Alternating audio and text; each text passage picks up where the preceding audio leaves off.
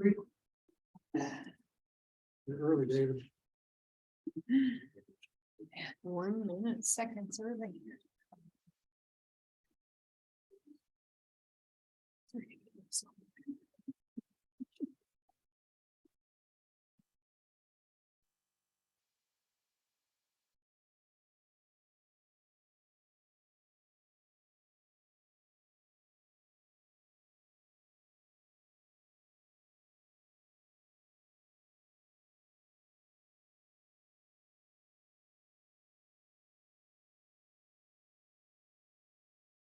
Good evening. I'd like to call the order the March 23rd meeting of the Woodland Park Planning Commission. You take roll call, please. Chairman Hartsfield, Here. Commissioner Brown, Here. Commissioner Harvey, Here. Commissioner Kennedy, Here. Commissioner Larson, Here. and Commissioner Nielsen. Here. Okay, please join me in the Pledge of Allegiance. I pledge allegiance to the flag of the United States of America And to the republic for which it stands, one nation, under God, indivisible, with liberty and justice for all.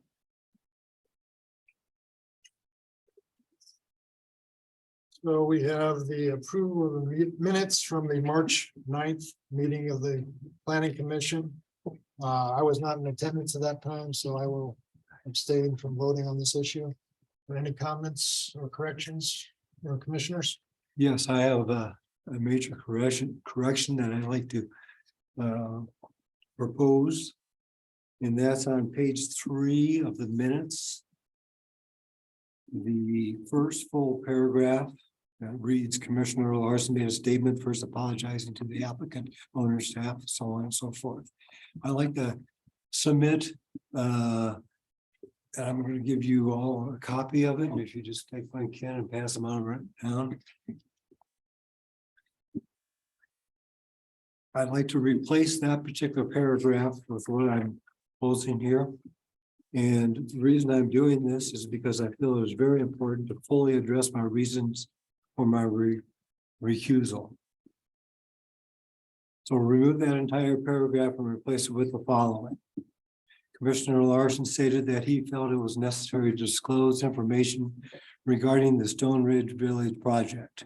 He said that it may be perceived that he had a conflict of interest or held a bias / prejudgment regarding the project, since he had worked on several other city projects with the applicant in the past, and he resides in close proximity to the Stone Ridge Village property in the Northwoods neighborhood. He believed he was not conflicted, nor was he biased. However, he did disclose that he had prepared and emailed his fellow commissioners and planning staff a position paper regarding an important issue related to the project, requiring and providing for a critical emergency wildfire hazard evacuation pathway easement or dedication track connecting Northwoods, Michael Lane, to Stone Ridge Village, proposed extension of Firestone Drive via the proposed Stone Ridge Village final subdivision plat filing number 5. The paper included background and historical information and in his opinions and recommendations regarding this connection. He said he asked planning staff to forward the paper to the applicant and to others as they deemed appropriate. Since the paper was prepared and sent outside of the formal public hearing process, it would be deemed ex parte communication and not appropriate. Therefore, he felt to remedy this action, he must recuse himself from the hearing, the project, and offering a voting decision. He apologized to his fellow planning commissioners, staff, and the applicant and the public for his error and any inconvenience they may have caused.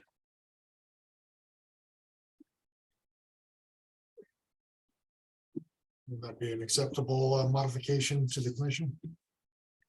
My only concern is if it's adding additional information that wasn't brought up in that meeting and we're putting it in the meeting minutes. I don't mind the information. I think it's accurate. I don't have any issue with it. Just seems to be more detailed than what was actually at the meeting. I would prefer that they just take the recording exactly how it was said, and what it was done, and just put that in the meeting minutes if this isn't correct.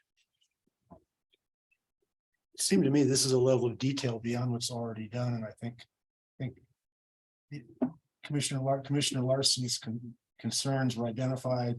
Yeah. The fact that he recused himself, the fact that he did it in the spirit in which he did it and apologized for it were all indicated. I thought that's probably sufficient without adding more about the substance of, this other, the substance of what your concerns had been. I would have no problem with that as long as we have some information there about what I spoke about at the meeting about recusal. Didn't it cover that in the original draft? He mentions the memo that was sent, and that's Right, about we- it. We couldn't review the draft though, because it was sent back to us, not out to the public. Yeah. So we weren't able to readdress that, and I think that's what Larry's trying to do. But is it possible just to approve the minutes the way they are and then add this as an addendum? I don't know, I'm just asking. I appreciate what you're trying to do, Larry, but that paragraph that describes why you were concerned about the project was not discussed because your communication was considered ex parte, that we could not discuss it. So I would say we could not put that in the minutes because we did not discuss that. Okay. Well, I would want to make sure that the minutes did explain, I recuse myself because of ex parte communication.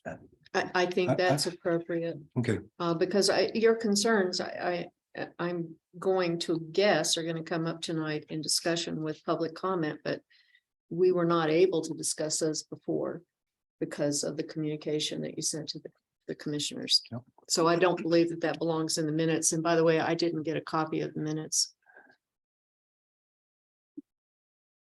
Here's written as it's written. This report, I guess, was sent off. I didn't realize I'd gotten it until after it's mentioned at the meeting. I went home and looked and I saw the email, but I still never read it because it seemed to be a condition.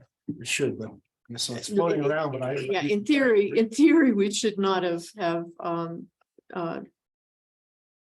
read it because it was ex parte. It was something that could not be discussed outside of the public hearing. But my point is I did not get a copy of the minutes from our last meeting.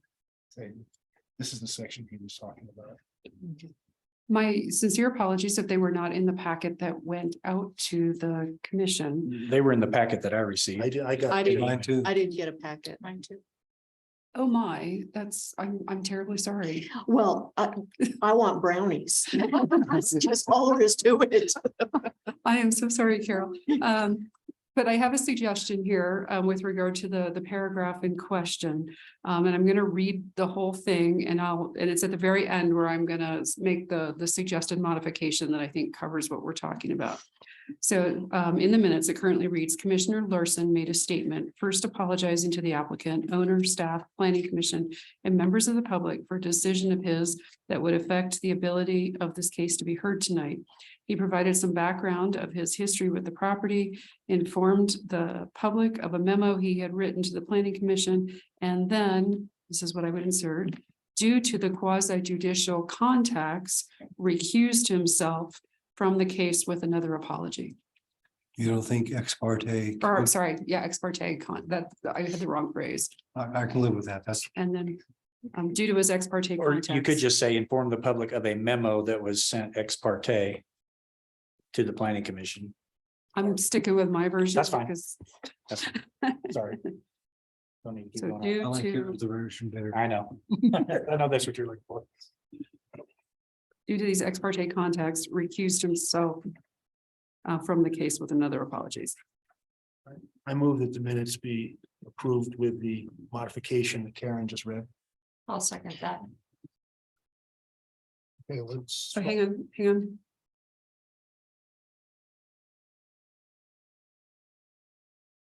Okay, Commissioner Brown, Yes. Commissioner Harvey, Yes. Commissioner Kennedy, Yes, Commissioner Larson, Yes, Commissioner Nielsen, Yes. and Chair Hartsfield. Abstain. Okay. Okay. We normally go into public hearings, but we have had a request for a brief comment from the public. So Arnie, if you'd like to come forward, and you have 5 minutes. Larry. Excuse me, Larry. Mr. Chairman, I need to recuse myself. We just talked about the reasons why, and I will not Oh, that's from participate the public hearing. from the. Okay, we'll get to that in a moment, but. I'm adding a item onto the agenda where Mr. Higginson has a public comment. to the Oh, commission, Not okay. regarding this particular case. Oh, I'm sorry. So, but we will entertain that shortly. Okay. Thank you, Chairman. I appreciate the opportunity. My name is Arnie Spartans and I live in Sunny Glen neighborhood. And I wanted to comment on the upcoming discussions for STR zoning. And this is a follow-up of an item that came up at the last planning commission. I was disappointed to hear that neither the city staff nor city council shared a potential ordinance from the successful referendum petition effort with the planning commissioners. So thank you for raising that question at your last meeting. You should have received that draft of an ordinance by now, so let me know if you still need a copy. And then remember, it was city council that passed ordinance 1431 on November 17 and triggered the outrage from the community. It was the voters of Woodland Park that effectively repealed the ordinance with their successful referendum petition. Before changing our zoning laws to include short-term rental units, it's important that the planning commission understand why there was such an overwhelming public response calling for the repeal. Once that understanding is clear, you can consciously plan on what you will do differently this time. Ordinance 1431 was so outrageous, it triggered a spontaneous grassroots movement. You know, why would volunteer petitioners disrupt their holidays and work so hard to gather signatures in the bitter winter cold? You know, why would the community sign the petition with such high rates of positive responses, about 90%? You know, the STR proponents on city council would like you to believe that most petition signers did not understand ordinance 1431. It's simply insulting to the citizens of Woodland Park to hear how the council discusses the repeal. It's insulting that the city council ignores the public input. The core issue with ordinance 1431 was in the zoning table of permitted uses. It set the precedence to define and allow the use for short-term rental units in residential districts. That's the core problem, and we need to make sure the city doesn't try to move forward and do that all over again. Now, any new legislation must first focus on the desired changes to the table of permitted uses and not get caught up in debating all the peripheral details. You know, in the beginning, there was a community engagement report that identified the leading concern with STRs is community character. This was not how people understood a nebulous term, but a summarization of the open-ended inputs that mentioned lack of neighborliness, degradation of neighborhoods, interruption on daily life, or discomfort, anxiety of not knowing neighbors. You know, more simply, it was 24/7 lodging businesses do not belong in residential neighborhoods. The community character concern was reinforced en masse by the 837 certified signatures for the referendum petition. The planning commission can get the city back on the right course. They can comprehend the top concern of community character. They can recognize that the most pervasive model of STR regulation in the state of Colorado is limiting STRs to primary residences only. You know, they can acknowledge the scale of the community response and the depth of their passion to preserve their neighborhoods. Ideally, we can reestablish confidence in the planning commission and the city council to act appropriately in defense of our zoning laws. We call on the planning commission to first focus on the zoning table of permitted uses and avoid all other distractions. You know, what is the outcome that best represents the interests of the city residents and the integrity of our zoning laws? Community character matters, and we expect that any prospective change to our zoning laws protects residential integrity and community character. When you move forward with your discussion, please start on the right foot. Thank you. I appreciate the extra time today. Thank you. Okay. Unless we have any other comments from the public on unrelated non-agenda items. David, is there anybody out in the Ethernet? There's no one. Very good. Then we'll move to public hearings. Our public hearing tonight is SUB 2022-06 Stone Ridge Village filing number 5 final plat. Request by Dana Duncan, Stone Ridge Village LLC. and Skip House to approve a major subdivision of 7.95 acres platted into 18 lots with easements and road right of ways in the Stone Ridge Village Plan Unit Development. Mr. Chairman, members of the planning commission, again, I will recuse myself from hearing this item because of the ex parte communication on a subject I was very, very concerned about. I will excuse myself. Thank you, Larry. Thank you.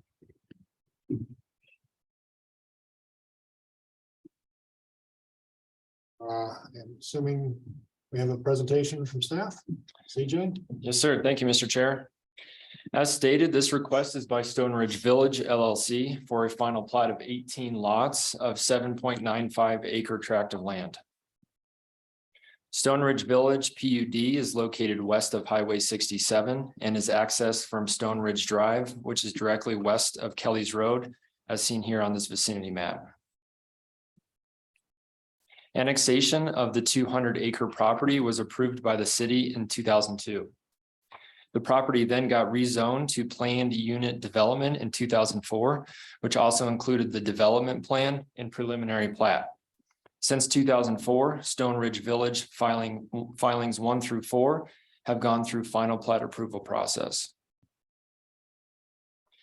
In general, a major subdivision platting involves construction of new streets, sidewalks, curbs, gutters, and stormwater detention, extension of municipal facilities and dry utilities. Authorization of a major subdivision is a two-step process with approval from a preliminary plat, which was in this case, which is approved in 2004, and a submission of a final plat application. And this is complete with public hearings before you all tonight, the Planning Commission and the City Council. The applicant proposes to develop 18 lots for single-family dwelling units. Residential use is subject to administrative approval of a zoning development permit for each individual dwelling unit. The ZDP process also provides a compliance check of criteria such as setbacks, height, parking, landscaping, and other site improvements for utilities, grading, drainage, and erosion control. On the slide you see here is an aerial photo of the site. Filing 5, which is outlined in red, is bordered by Stone Ridge Village. Filing 1, outlined in yellow, and Stone Ridge Village Filing 3, outlined in white. As stated, Stone Ridge Village Filing 5 will be accessed from Stone Ridge Drive, which is directly west of Kelly's Road. Stone Ridge Drive intersects with Firestone Drive, which is an access point for Filing 3. As a part of Filing 5, Firestone Drive will be extended to the west and Stone Ridge Drive will be extended to the north. The configuration of the proposed layout of the final plat is consistent with the approved 2004 preliminary plat. In comparing the preliminary and final plats, only minor differences to note relate to small changes in lot shape and reduced road right-of-way widths. Even with the small changes to the lot shapes, the lot ranges in size from 14,556 square feet to 27,962 square feet, which is consistent with the preliminary plat. Regarding the right-of-way widths, Firestone Drive was originally proposed to have a 50-foot right-of-way width. The final plat now shows the right-of-way to be 45 feet by the intersection with Stone Ridge Drive and tapers to 40 feet in width at the west end of the plat. The original wider right-of-way width was designed to include road pavement and installation of utilities such as gas and electric on either side of the pavement within the right-of-way. Local gas and electricity utilities now desire to have easements for their dedicated easements outside of the right-of-way. This plat reflects the desired and includes a 15-foot public utilities and improvements easement on either side of the right-of-way to accommodate the utilities. On the next slide, we will get a more in depth on the easement issues that are called out within the conditions of approval. On the left-hand side of the screen are lots 11 and 12 here. And currently there is a 10-foot utility easement that is proposed on the west property line. Instead of the 10-foot easement, Staff is proposing a 15-foot utility easement that is needed for a future right-of-way named Ridgestone Drive that will border the property lines, and the utilities will need to be installed. Lastly, on the right-hand side of the slide, you will see Snowshoe Drive. Currently, there's a 30-foot utility easement that exists here. This easement needs to be shown on the plat as well as extended to lots 16 and 17, which is consistent with the preliminary plat. Here on this slide, you will see a more detailed zoomed-in approach on the easement issue close to Snowshoe Drive. Per condition of approval number 2, the applicant must include a 30-foot utility easement between lots 33 and 32 within filing 1 on the current plat for filing 5. On the left-hand side of the slide, you will see it circled in yellow. You will see the exact area on this filing 5 plat, which the easement needs to appear. On the right-hand side of the slide, you will see the location of the easement within filing 1. The construction drawings for filing 1 show the 8-inch water main connecting to the water main in Michael Lane. Consistent with the preliminary plat, this easement needs to be extended to the southeast corner of lots 16 and 17 of the proposed plat for filing number 5. Lastly, on the subject of easements, I would like to point out that staff has received comments from a neighbor in Northwoods subdivision having issues with access points. They have suggested a wider easement to be established between lots 16 and 17 of filing 5 in the location shown on the left-hand side of the slide. That would include a trail connection between Firestone Drive and Michael Lane. This could also be used for emergency connection in the event of an evacuation from the area.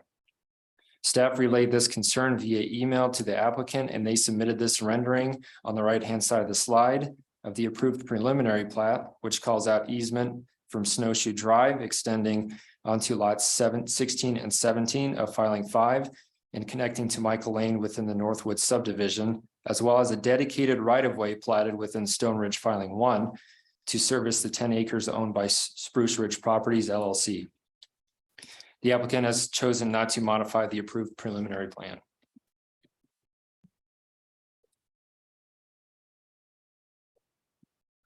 First and foremost, commissioners, I would like to clear up this portion of the staff report. On page 5 of the staff report, I stated that the grading and infrastructure zoning development permits have been conditionally approved on May 17th of 2022. I would like to correct that only the infrastructure ZDP has been conditionally approved. Staff was waiting for the state stormwater management plan permit to be submitted, which the applicant did just recently. The drainage improvements include curb, gutter, and overall stormwater system in accordance with the drainage plan and report that was previously approved for Stone Ridge Village. The water and sanitary sewer mains are currently under construction in accordance with the city engineering specifications. Access and traffic flow to filing 5 is from Highway 67 to Stone Ridge Drive as seen on the previous slide. The right-of-way for Firestone Drive is 45 feet wide by the intersection with Stone Ridge Drive and tapers to 40 feet in width at the west end of the plat. Staff reviews chapter 17.24.080 and the evaluation and analysis of the final plat. The design should conform to the preliminary plat, and this complies as previously stated in the presentation. The second analysis here is a lengthy list of technical information that requires to be on the plat, and this complies. 17.40.050 states that the lots may have sufficient frontage, and this does comply. All easements must meet the standards set forth in the Woodland Park Municipal Code, and this sustainably complies. All easements are shown on the final plat and are adequate for utilities. The 30-foot utility easements between lots 32 and 33 of filing 1 need to be extended across the southeast corner of lots 16 and 17 on filing 5, as I mentioned earlier. Instead of the currently proposed 10-foot easement, a 15-foot easement is needed along the west property lines of lots 11 and 12. These west property lines will abut Ridgestone Drive right-of-way, which is extended as part of a future filing. The lots will have no foreseeable difficulties. And the proposal has to meet the land use intensity ratios. These two analyses comply with the application. Lastly, every subdivision may pay park fees in the amount established by the city council. This does comply. The Stone Ridge Village PUD approved in 2004 required the developer to dedicate 22.93 acres of parkland adjacent to Meadow Wood Sports Complex that was deeded to the city in 2004 and various open space tracts. Therefore, no park capital fees are collected with filing number 5. As development occurs into the future, various open space tracts will be dedicated to the city for a total of 28.71 open space with a 200-acre PUD. This application met all notice and publishing standards that was referred to the city entities labeled on the slide. Staff did receive one public comment in the application today, and I've printed the letter off for you all that you have in front of you. The Parks and Recreation Advisory Board heard this item just on March 8th. The board took no action on the project due to the fact that all land dedication requirements have been met. Staff's recommendation is to move to recommend approval of the Stone Ridge filing number 5 with a variance to allow 40 to 45 foot right-of-way width for Firestone Drive and subject to the following conditions. Number 1, the developer must enter into a subdivision development agreement, including financial guarantee for the cost estimate approved by the city of the remaining infrastructure to be installed. The agreement shall be the city standard subdivision development agreement with any amendments or additions as required by the city. 2, the final plat should be amended prior to recording with the following notes or corrections. The 30-foot utility easements between lot 32 and 33 of filing 1 need to be extended across the southeast corner of lot 17 in filing number 5. Instead of the currently proposed 10-foot easement, a 15-foot easement is needed along the west property line of lots 11 and 12. These west property lines will abut the Ridgestone Drive right-of-way when it is extended as part of a future filing. 3, prior to recording a final plat, the applicant shall pay $1,200 water development fee for each single-family residential lot, a total of $21,600 for filing number 5. Water tap fees in Stone Ridge Village are not subject to water right fees. 4, developer shall provide the city with a copy of the final declaration of covenants, conditions, and restrictions, which covenants may be recorded with the final plat. Lastly, number 5, prior to recording a final plat, the applicant must submit a swamp and state of Colorado discharge permit that has been certified and approved by the city of Woodland Park. This concludes my presentation, commissioners, and we also have the applicants in attendance tonight if you guys have any questions. Any questions for staff at this time? I have one. Could you explain the swamp and discharge permit again to me? Yes, so as I stated in the presentations, we added this condition of approval because with the grading permit, this is a necessary permit with the state to send to the city staff. So we previously did not have that permit. So this is a certification to discharge under CDPS general permit. So this is a state of Colorado permit that they have to issue for the grading permit. So Acronym means what? Stormwater management. plan? yeah, SWAM, yeah, stormwater management plan. Thank you. Yep, sorry. Thanks. So the applicants did submit that to us late last week. So the city engineer did sign off on this. So Thanks, CJ. Any other questions from the commission at this time? Do want to take a moment to kind of explain the procedure, which I neglected to do previously. We had a report from staff. We're going to ask or give the opportunity for the applicant to come make comment. And then we may ask some questions at that time. Then we'll go to public hearing portion, invite people online and in the audience to come forward, ask questions or make comment. We'll then give the applicant opportunity to rebuttal those comments and questions. And then we may ask questions of the applicant or to staff, go into discussion, and then anticipate going to some motion to move forward. So at this point, we'd ask the applicant to come forward. If you have any comments? You bet. CJ, I'm gonna give this to you so you can give it to Mr. Ertzfield to review as I ask you to do. Skip House, project manager for Stone Ridge Village, filing number 5. I'd like to go back and give a little bit of history. I think what he did was really good. It gave you the last almost 20 years worth of stuff that went on.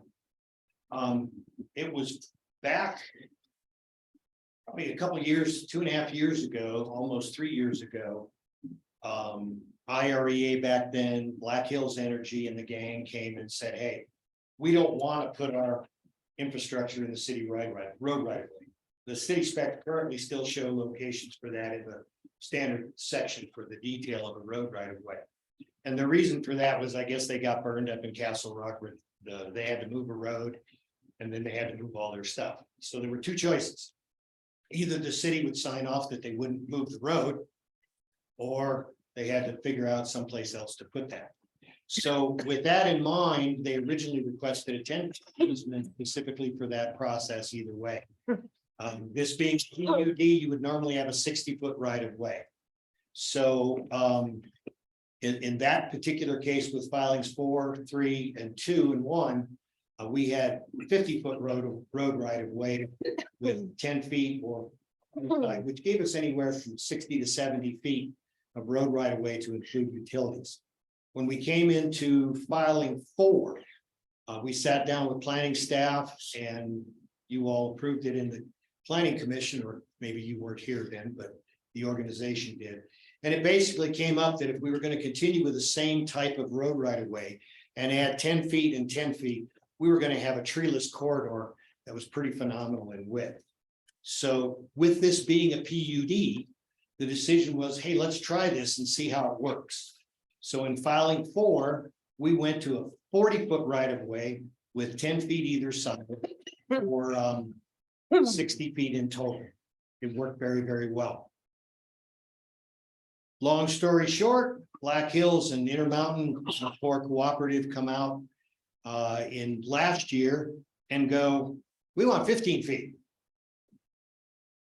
Because now they're putting everything in conduit instead of direct bearing wire.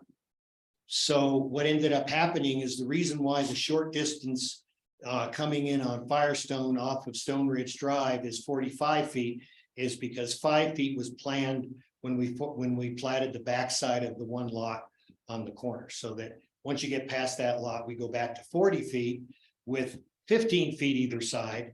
So now we have 70 feet, which is more than adequate. So there's plenty of room for snow storage and all that good kind of stuff along that line. So I just wanted to get a little bit of a history as to why that happened and what was done. The PUD is a master plan that's been approved, reapproved when filings 2, 3, and 4 came along, and we have been compliant with the intent of that master plan for the last almost 20 years. And I know you've had changes with new staff and the like. Last meeting when we were here, 2 conditions on the plat were the note of the 15-foot right of way on a couple of lots. Well, actually, there were a couple of other lots that it needed to be extended to 15 feet and the extension of the sewer line. So CJ, the drawing I gave you is a full-size copy with those areas highlighted. So you'll know that those things have already been corrected. So there's no reason to send forward to City Council a recommendation for amendment that's already been satisfied and submitted to staff. And as CJ also mentioned, we submitted about a year ago the stormwater management plan for filings 5 and 6. And the stormwater management permit was issued in June of 22 for filings 5 and 6. Don't know where the copy went, didn't go, but obviously they got it now. So that would make that last thing that CJ mentioned, that the stormwater management permit has been satisfied and signed off by the city so far. So the only other comment, so items number 2 on the conditions are satisfied. Item number 5 is satisfied. You got a preliminary copy of the covenants for informational purposes. Yes, obviously a final copy will come to play. The city asked for it for informational purposes only. They don't review it for compliance or anything. I think it's important that when we present covenants as part of the development process, that there be some verification that they ultimately get recorded. We found out through a different process that there was another subdivision filing in one location where those covenants were submitted and supposedly going to be recorded and never were. And so now we have a subdivision in Woodland in a nice area that's got no covenants, which is really sucky if you ask me. So the only other comment I would have was item number 1. The last sentence would be for additions as required by the city. I would add the word city council because council approves the final subdivision development agreement. Other than that, I'm happy to answer any questions. Any questions from the commission? Yeah, just initially, could you clarify for me? And the drawing that was just provided, does this reflect the changes, the rights of way in item 2, the Yes. 30 easement in lots 32 and 33, and easements as well between lots 11 and 12? Yes, and it's highlighted. But Yes. staff hasn't had a chance to see it, right? So Mr. House here, he did send us an electronic copy of that last week, so we do have that in our system. We kept this number 2 in here due to the fact that, yes, he sent us an updated plat with his revisions, which we appreciate. Our recommendation would be to keep this in here because ultimately we want that on the final copy of the plat that is signed and recorded. So for redundancy purposes, if the condition of approval stays in there and it's, on the final plat and we're both happy with that, then Do our great. processes allow after the proposed final plat is initially submitted, can the applicant revise it? So, I mean, I see what he's trying to do. He doesn't want to have a lot of confusing language about easements, which takes a lot of time to study and figure out if he's revised the plan. So if we were to act on the plan as revised, it would seem to be simpler, but it depends on that the staff is satisfied that we can do it and the staff is satisfied that it's accurate. I'm going to interject here. Very much appreciate your decision and diligence to get that to us. The original application packet does not have that, hence the condition in the staff report. And it is kind of a little bit belt and suspenders situation, or also just helping staff track to make sure that, hey, we flagged this. It really is here. Because when you start dealing with multiple copies, this serves as our Essentially, checklist. our processes don't allow the applicant to revise his application as it goes along. We get conditions are added, then he must satisfy those conditions. Yeah, so this is an attempt to satisfy a condition. So I would prefer that condition to be there. I'm comfortable with eliminating condition number 5. But I really would like 2 to stay there, just to make sure that at the end of the day, staff doesn't forget about that, or we look at the wrong copy, or his surveyor sends us the wrong thing. There's just all these variables that occasionally happen. I'm happy with that. If you want to add the following note, that a copy was submitted to you all here at the Planning Commission showing that those improvements were made, and the final Mylar will verify the same thing, and they can verify that in final I review. don't think we add a note to any action here, but the minutes could reflect that. Correct. Okay, It's your call. okay. I just don't see why you would want to send something up to council when you already know it's done. But that's your call. Because I'm just going to stand in front of council and say, I presented the fact that it was done at the Planning Commission. Maybe they didn't believe me, I don't know, but it's there. And now you've got something to attach in the report that can go to council when it goes to council. And that is what we're proposing. It will be in our minutes. And a good council member will read the minutes. I assume they will. Thank you very much. Any other questions? One quick one here. You were talking about the recording of the covenants. And I guess, I'm not sure it's for staff or to you, whose responsibility? That's ours. We pay for the recording, and it will be done after the recording of the plat or simultaneously. So the requirement that covenants must be recorded simultaneously with the final plat, that would be done by you as the applicant. Yeah, usually what happens is we bring the Mylar in after council approves it.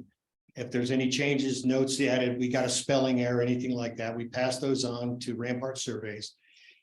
Excuse me, they make the corrections. We bring back a hard copy for staff to review. And once staff signs off on the hard copy, that's, everything's okay, they print the Mylar. Then we bring the Mylar back in. Planning Commission Chair gets to sign it, City Council gets to sign it.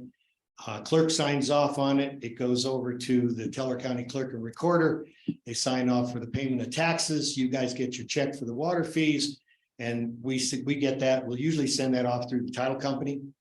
So they know that things getting recorded, then the original comes back to city staff. And we usually get an electronic copy of it as well. So the responsibility for filing the covenants falls on you as well. Correct. Thank you. And Mr. Chair, I think that's an important point of information, especially since Arnie is here. Going forward on any resolution we come to for short-term rentals. Covenants and HOA agreements are going to be critical in the enforcement of any short-term rental regulation that gets finally passed or considered. So yeah, covenants are important, and I know there are communities or developers that have not filed their covenants. And if we could also have, as a point of information, explain what CORE in particular has done to our process of easements, because this is going to be an issue going forward for sure. They have essentially turned on its head the design that the city of Woodland Park has been using for probably decades, whereby a lot of the utilities would either run at the rear of the lot or in the right of way. And they do not want to be running in the right of way. They also don't like the rear of the lot. So they're wanting dedicated utility easements outside the right of way. So when you look at road sections, you know, there's the right of way, there's the piece of pavement, there's curb, gutter, sidewalk, and typically an extra space where those other dry utilities would run. And they don't, that's not where they want to be. They want to be outside that right of way. And so exactly what Mr. Howes was saying, rather than ending up with, 70 or 80 feet dedicated to all this other stuff, by narrowing the road right away width and adding the easements on the outside, that's taking care of those dry utilities. And then it's kind of just how we are coming together at the moment to not end up with those giant swaths all over our community. But a more narrow road then in turn has concerns for turnarounds, for emergency vehicles, The for. pavement width is not changing, if I Okay. understand. Correct. Yeah, the Okay. pavement width stays the same. It's the area in which the pavement and curb gutter sidewalk can sit. It does affect the setback, because the setback rules run from the road right of way as opposed to a utility right of way. They run from a property line, which is adjacent to the road right away edge. So Exactly. there's an easement that falls in the property, and the setback for the building and the easement overlap. So- Exactly. So I'm saying if you had a 25-foot setback with a 40-foot road, you move the 30-foot road, the house moves forward because the setback, the setback includes the right of way. No, I'm gonna explain this. The property line is at the edge of the right of way. And then there is a 15-foot utility easement, Right. but the setback for the building is typically 25 feet. That also gets measured. So there's still an extra 10 feet in there. So you're. I 25 made the foot comment, back. you say if you narrow the road right away, the distance the house must be from the road, from the road Yeah, diminishes. So okay. Area of the lot would be increased. Yeah, The area of the lot. would be- area of the lot increases, sure. the critical thing in this particular situation is we kind of got hit with this down the road after we started infrastructure stuff.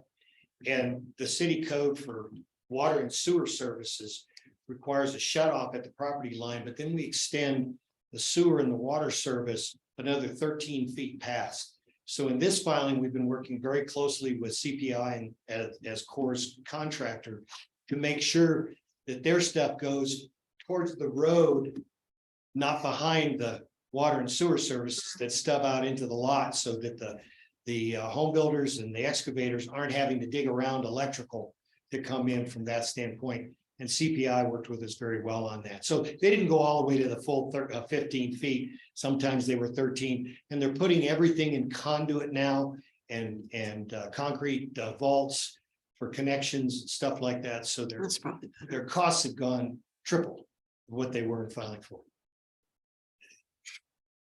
I don't know, whether you another question, just in case. We did receive it, as mentioned at the beginning of the meeting, a written comment from Dr. Thompson. I don't know if Dr. Thompson is here or not too, but are you familiar with the issue? All right, well, then maybe you could address me. I just want to make sure if you're going to speak about it, then in rebuttal, the developer can address it. I haven't seen the letter. Okay, well, then we'll need to listen to Dr. Thompson when the time comes. Thank you, Mr. House. Thank you. This point would be open the public hearing. And we have any speakers listed on?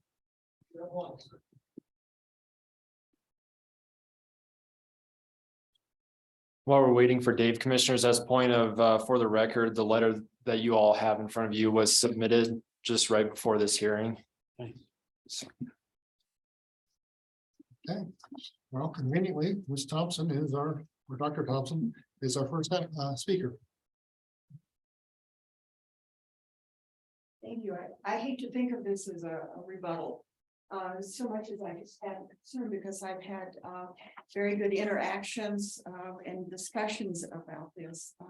But I still, some of my concerns have remained. Well, they're still my concerns, and part of it is while you're talking about it from a very macro point of view, I'm living right in the middle of all of this. My name is Nancy Thompson, and I live at 1314 Firestone Drive. And that is right at the intersection of Stone Ridge Drive and Firestone Drive. I lived there since November 1st of 2018. And we were the first owners. And so the first summers that I lived there, 2019, 2020, and 21, I was an observer, ground level, watching what happens. And especially with the onset of the monsoon season, I was interested in what would happen because my home is lower than the level of the road going by. And I have there's an embankment there. I think it's interesting to know that. And so I watched because I didn't know what was going to happen when the rain would come, the heavy rain. So I observed that the stormwater came down the service road, which is now it was the unfinished portion of Stone Ridge Drive. It would come down the hill, down to that, and then it'd flow along the embankment that was along the property line there, particularly what is identified as plot number 1, my neighbor. And what it would do is there were some natural indentations and the water would rush down there.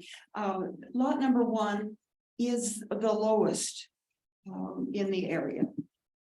It's the bottom, and there is a natural wash that goes through there. So the water would come down, go over the embankment, didn't come onto my property, went down the embankment through this narrow area, this low area. And then as it traveled north, it widens. And so it would simply disperse the stormwater on not getting near any of the homes and not causing any problems. This all began to change. And just CJ, can you put a map up so you can give an opportunity for Dr. Thompson to point to? I personally haven't, everyone else, I'm having a hard time following. But it would be helpful. helpful for if you the- could see it. yeah. Yeah, if you could put a map up, so just so everyone can understand better what the water flows you're talking about, where it would go. I was all prepared with my handouts here, but you can't very well see this thing. That's true. It's the red outlined lot plan. Got the red outline around it, that lot page. It was in your presentation. Pages. Yeah, I can pull up the presentation. I was just pulling up the assessor's page, but yeah, I can just pull up the presentation.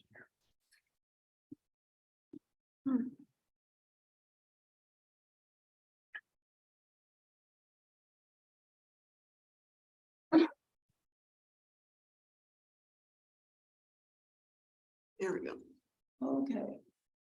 At the intersection of Firestone and Stone Ridge. And it's marked, I think, number 17 of filing number 3, or is that filing number 4? But it's right there. That's me. Right there. Plot number 1 in the new filing is right behind me, right there. And that's the one I'm talking about. There's an embankment that runs all along there. All along what now says Stone Ridge Drive, but has been a service road for some time. And lot number 1 is down. It is the lowest area, and so everything kind of drains into it. And there is a natural, it looks like it maybe at one time was a road there or something, but there's a natural wash that goes through lot 1, and it's the lowest point. So everything goes down that way, and as it goes north, it just widens. And all of the water that would rush down there would just go through that lot towards the end, and they just widen out and disperse. And I never noticed any flooding of any kind. And there was no flooding in my backyard either. Did you say there is no flooding? There was not the first 3 summers that I was there. But now there is? Everything changed the summer of 2022 because the service road was graded and worked on, and they began adding utilities and stuff. Service road, you mean Stone The extension, the extension of The Stone Ridge. extension of, yes, Okay. yes, it was a service road. Now it's this extended road. I didn't begin to notice some changes that the losing track here. Okay. One of the things that happened was that embankment was built up in the process of grading. The embankment at the sides of the road was built up some. So that the water would no longer naturally flow down into lot number 1. And at the same time, in the process of doing some of the addition of utilities and in the grading and such, trucks backed over the embankment that's there along the side of my property. So it was damaged to a certain extent, and the water then comes down the road, and it goes down across my property and through my backyard. And I have to admit that everybody was very helpful and answered my questions and stuff. There were silt fences, you know, silt fences, okay, good. And wattles that were added so that it would not continue to erode and wash through. That improved some, but it still continued. After that was done, we did not have another big storm. So I don't know.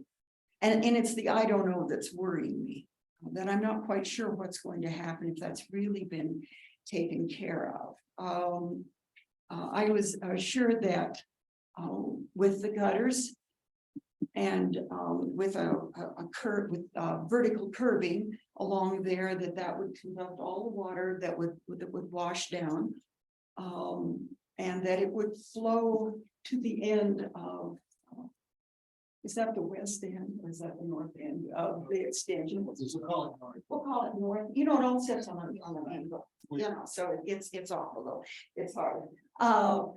That would work. But I still have some concerns, because when I stand at that intersection and I look at it, what I see is that the corner of my property, especially with the sidewalk there and with the accessibility ramps and all of that, I see water coming down that hill and flooding my property. I know that during the summer of 22, that's what happened. It came through the property. I deposited a lot of silt, washed out things. I have, invested in a lot of, work in the yard, which I'm concerned about. I'm also concerned about my property value. Because I can't imagine somebody want to buy a piece of property that the storm water runs through. So I just have more questions about what kind of research was done, what kind of a study was done about how this water is going to be contained by a short curb. I don't know how tall is the curb. It's been installed mostly. I know that. But when you just look at it, it's flat and then finally runs downhill. But you put two pieces of, you sell two lots and you have construction on them. One thing I see happening is now there's driveways and that, how do we keep the water flowing to the north end of Stone Ridge Drive? The other thing is that if the property is developed, and I'm assuming it's going to be developed, will it no longer be the lowest place in the neighborhood? Does my backyard become the lowest place in the neighborhood and then become where the water collects? So I have some real concerns about that, particularly though, how was it researched? Who did the research, who did the study, and what were those findings? Okay, well, Do you thank have any you. questions of me? Thank you for showing that. That made it move it. I hope you understood what I was talking about. Mhm. It's hard. It's a flat piece there, but when you live there, it's not flat. And we have to deal with the contours of the land. I did include one piece of the covenants. Section 5.13, which has to do with grading patterns. And it talks about the commitment to maintaining that, particularly towards the bottom. It says surface waters should not be concentrated or directed differently from the historical direction of flow. So I thought that was applied to leave things as natural as possible. Very good. Appreciate your Thank you. comments. Anybody else in the audience wanting to come forward and speak on this issue? David, do we have anybody online? No one online, so no hands up. Last chance, any comments? All right, please come forward. Give us your name and address. That's fine. My name is Mary Manka. I live at 1219 Stone Ridge Drive. And yes, I walked down the other day just to see another neighbor had kind of told me, and I do walk the dogs down here. I would have to agree with everything that Dr. Thompson says. Her lot would certainly be a collection point. And I guess looking at this and to further her concerns and for the developers, the driveways for lots, I guess 1 and 2, where will they be located? So they're not in place right now, the driveways for those 2 lots. Currently, that's a straight piece of curbing. So when 2 driveways are installed, that's going to lower that berm even further. And I think, again, kind of lead a little bit more credence to her being concerned that her lot is going to be a collection point. Excuse me, because that curbing will no longer be in place. It'll be 2 driveways, at least 2-car driveways, possibly a 3-car driveway, depending on the house that's built there. So again, another concern that wasn't brought up from my neighbor. Thank you. Thank you. And any comments on how curb cuts are built?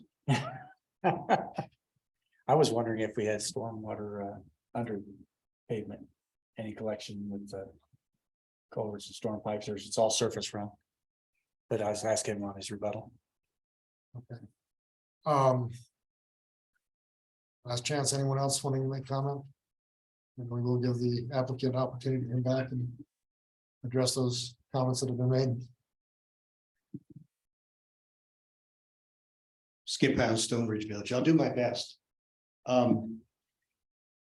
Every major subdivision that comes through the process of the city of Woodland Park does a master stormwater drainage and master stormwater analysis. Those are done by registered Colorado professional engineers and reviewed and certified by the city's engineer. So you got two guys, one engineer stamp on each sheet proving it. What ends up happening basically is when you look at this map, the actual flow from water is from left to right. And that changes during the construction process, and the roads actually change how that drainage pattern works.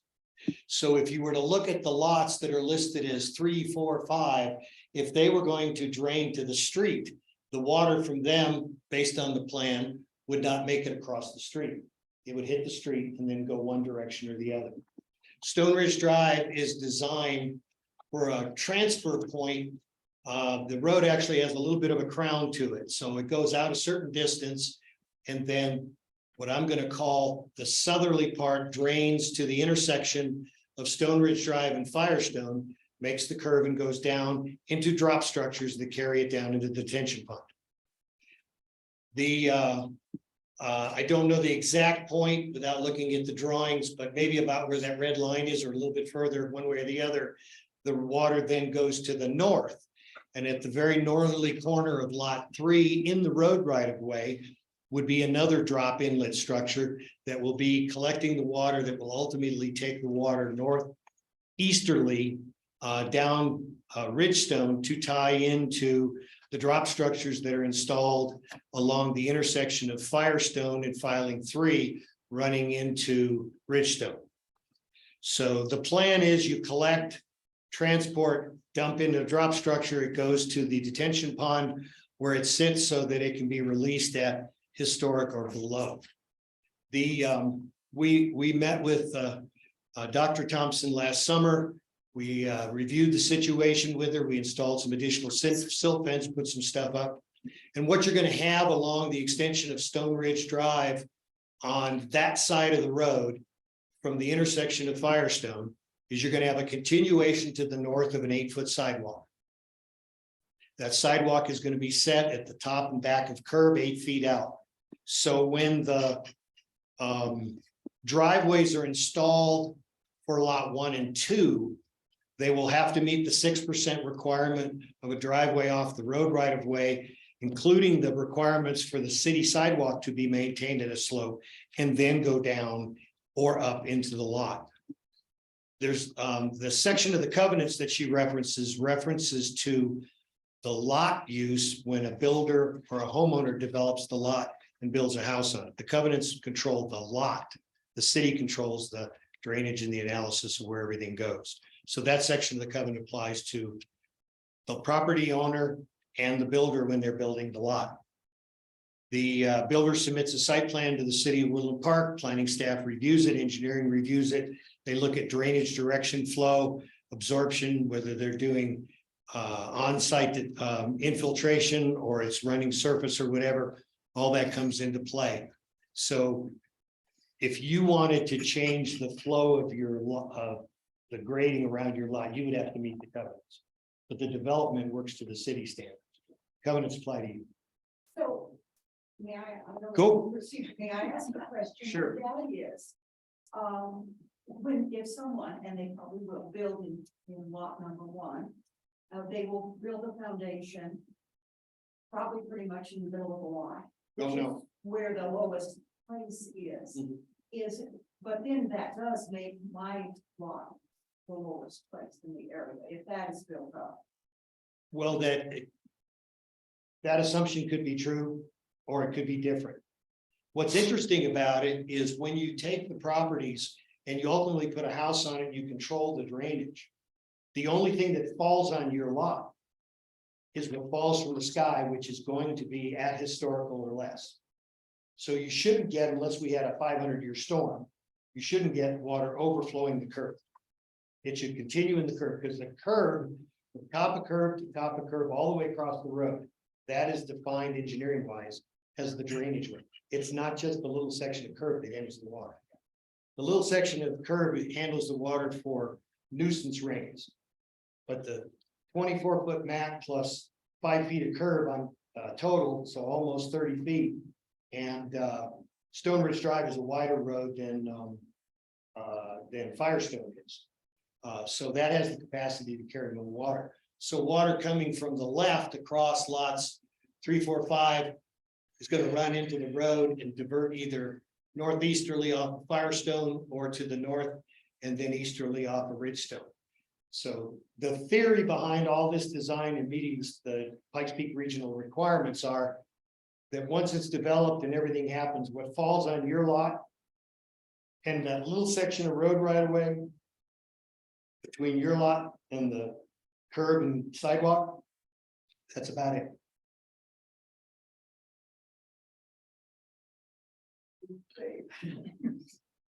Well, you took it when you bought your house. That your house meets those requirements as well. So your front yard, when it rains, your house is higher than the curb. Because you're a walkout basement requirement right in the back, aren't you? No, it's your garden level at the back. I mean, there is a 5-foot storage underneath crawl okay. in there, but anyway, and then the house, so the house is ground level, and at the back, there's about 6 steps down off the deck. Yeah. So it is much lower than your house. So the water, when it rains on the front of your house, the water runs to the street. And the street's designed to collect that water based on the engineer's calculations and carry it away. I don't know if that answered your question, but that's how it works. Okay.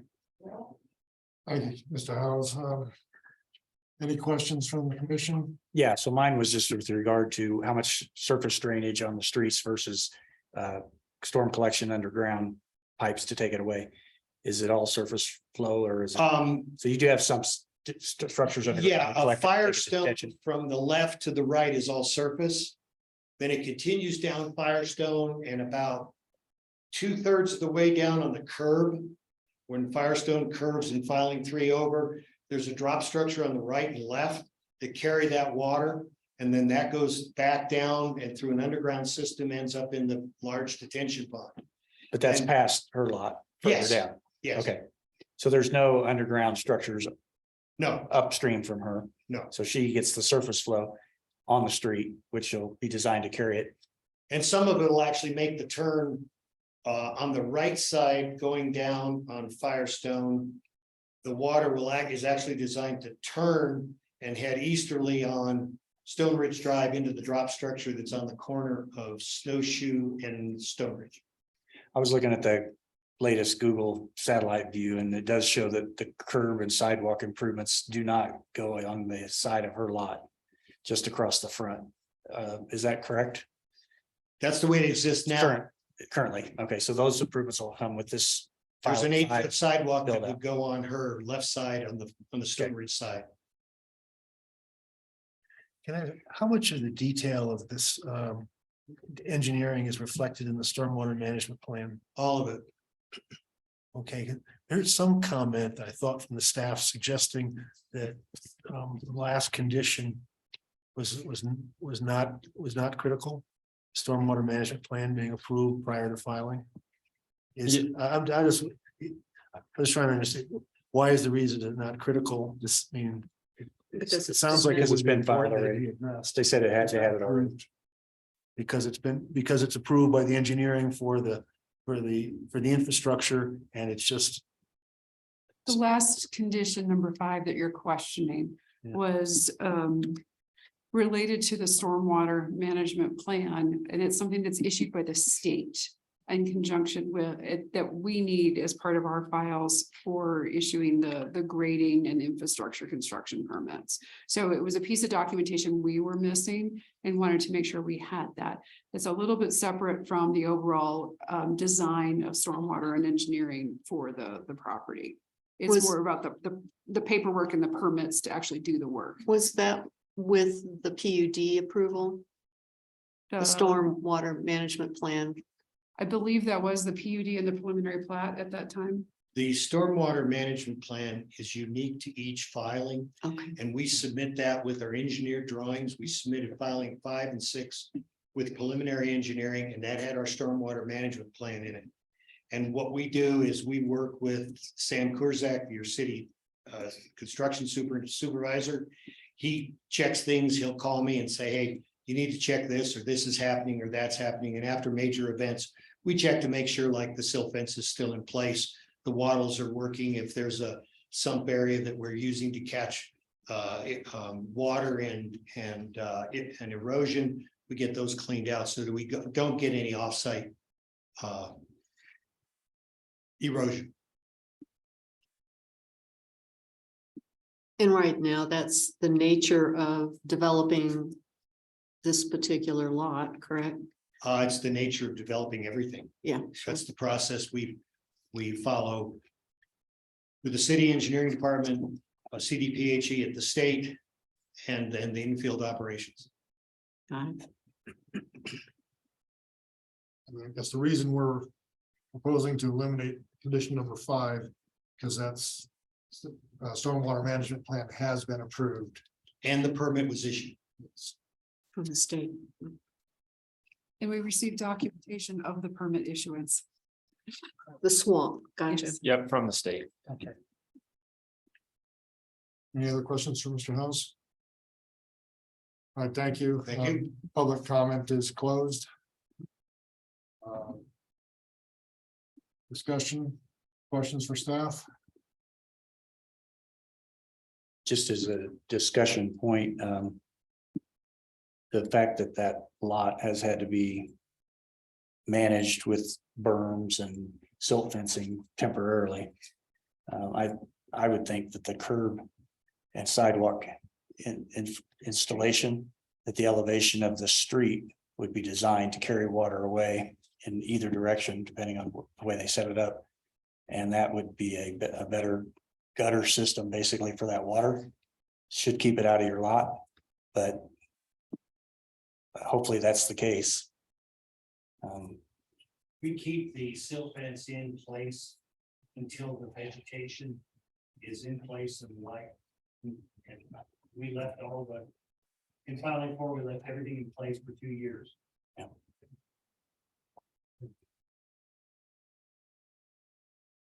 No further comments? This would be looking for a motion. I will make the motion, but I want Dr. Thompson to understand that our authority is only to recommend approval of the filing number. And we cannot address additional issues that may occur as development continues for this filing. So I will make a motion to approve to accept the staff report and planning commission and recommend the approval of Stone Ridge Village filing number 5 with a variance to allow 40 to 45 foot road right of way width for Firestone Drive with all of the conditions with the exception of number 5, which the staff has recommended be deleted. For a second, I'll second. very good. Any discussion? Not, we'd like a roll call vote, please. Commissioner Harvey, Yes. Commissioner Kennedy, Yes. Commissioner Nielsen, Yes. Chair Hartsfield, Yes. and Commissioner Brown. Yes. All right, thank you. That concludes the public hearings for this evening. We do have a work session, but we are going to take a brief intermission before we start that portion. Let's play 7:55.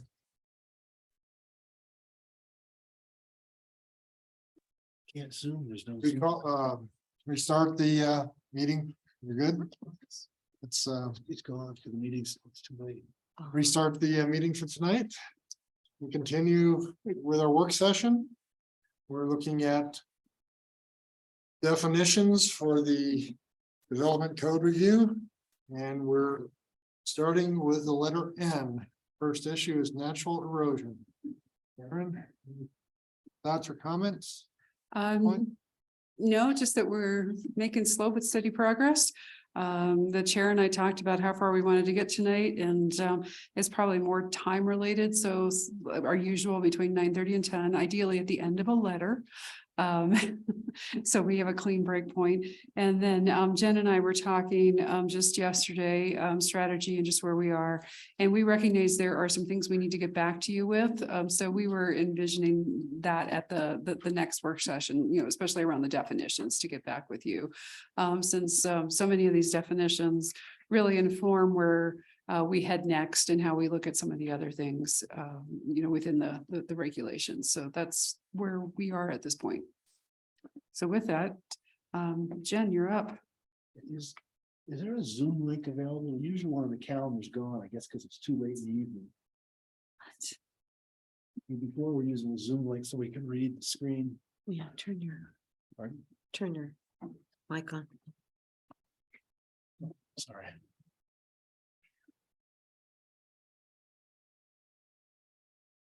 Do other people find one? No, but I had a copy already of the. Go to the city website. Yeah, at the bottom of the calendar. But it disappeared because Go to the planning department. it disappeared because the meeting's already is well an hour into the meeting. The Zoom link goes away. Lee, can you read the board now? And that's actually better. That as it gets larger, right, it's less necessary. I can work with that. Okay, Um, Do you need me to make it any larger? A little larger would be even better, but Yeah, let me see what we can do here.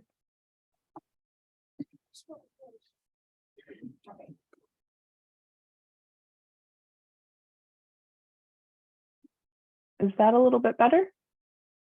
yeah, I can read that fine. Okay, I'm gonna squish that over a little bit. Okay, can you still read that okay? Yep. Okay. All right, bear with me this evening, folks. I've been under the weather quite a bit this week, so Karen might have to do some of the talking for me, but I will do the typing and listening.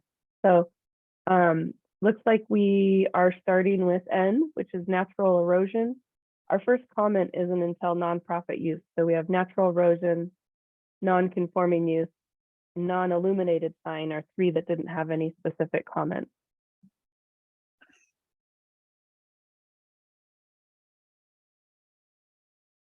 And then nonprofit use, you can see the comment on the screen. Let's see.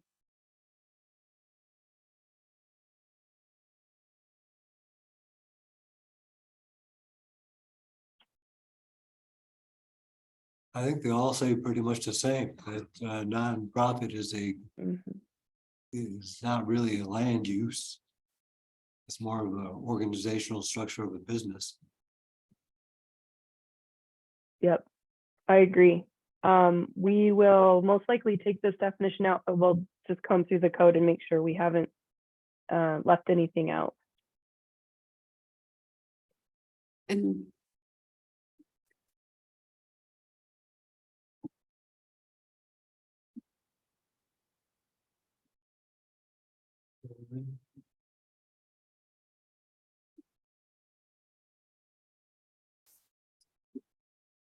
So nonprofit use. Next we have nude model studio. We don't have any comments. Don't have any comments on that one. Looks like we have. In fact, there were no other comments in the end, Wow. Okay. but I guess there's only two more ends anyway. Nudity and nursery. So. I guess it's the same way.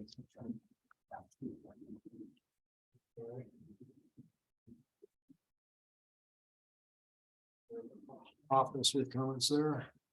Mr. Brown.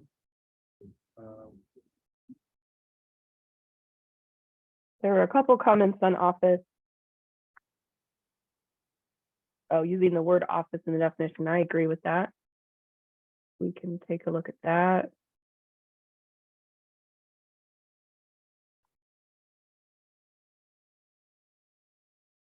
And just like all of our others, we'll remove the storage language.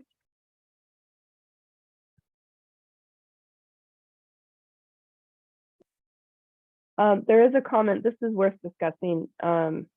Lee said he didn't understand the removal of professional officer service from the definition. I don't really have a preference either way. If we want to put professional office back in, I think separating office and service is appropriate, but you can put the word professional back in if you want.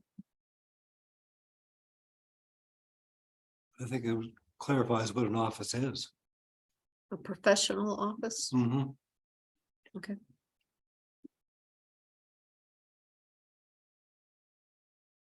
Okay, so if it's not a doctor or a lawyer or an accountant, it's not an office.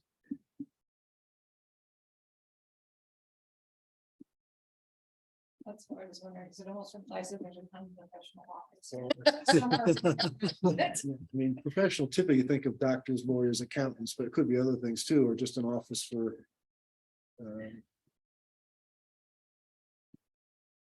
Well, my question is it in the use table? Is that why we have to address it as a definition? Yes. Okay.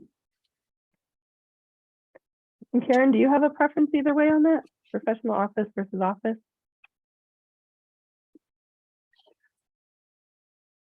I don't see the need for professional myself.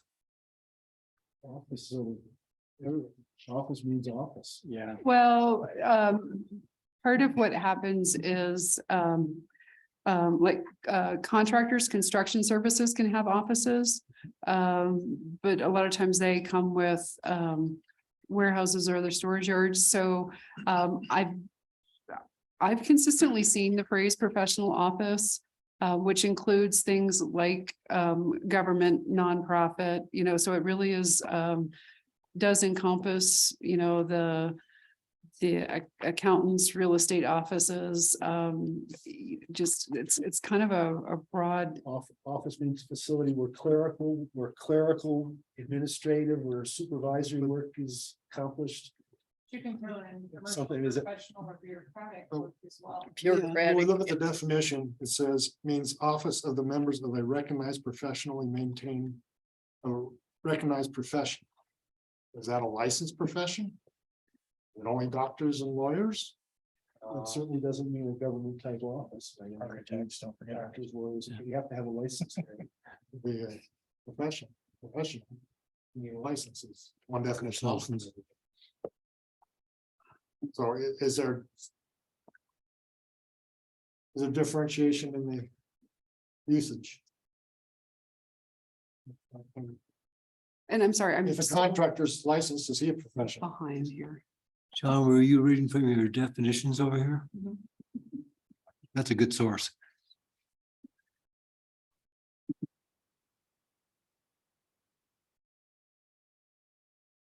Well, I go back to where in the use table do we need to necessitates a definition? I'm getting there. Hang on with me. I'm sorry.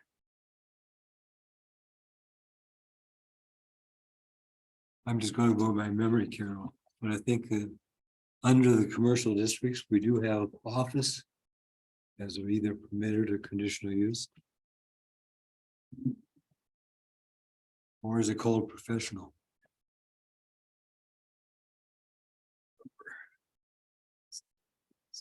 Carol, and there is office / professional services on page 6. The new code, wrong code. So it's gonna come back to us, okay. Yeah, but that's interesting. It's. What the specific, but it's that is a general category. There's two terms, there's two uses under it, business services and office.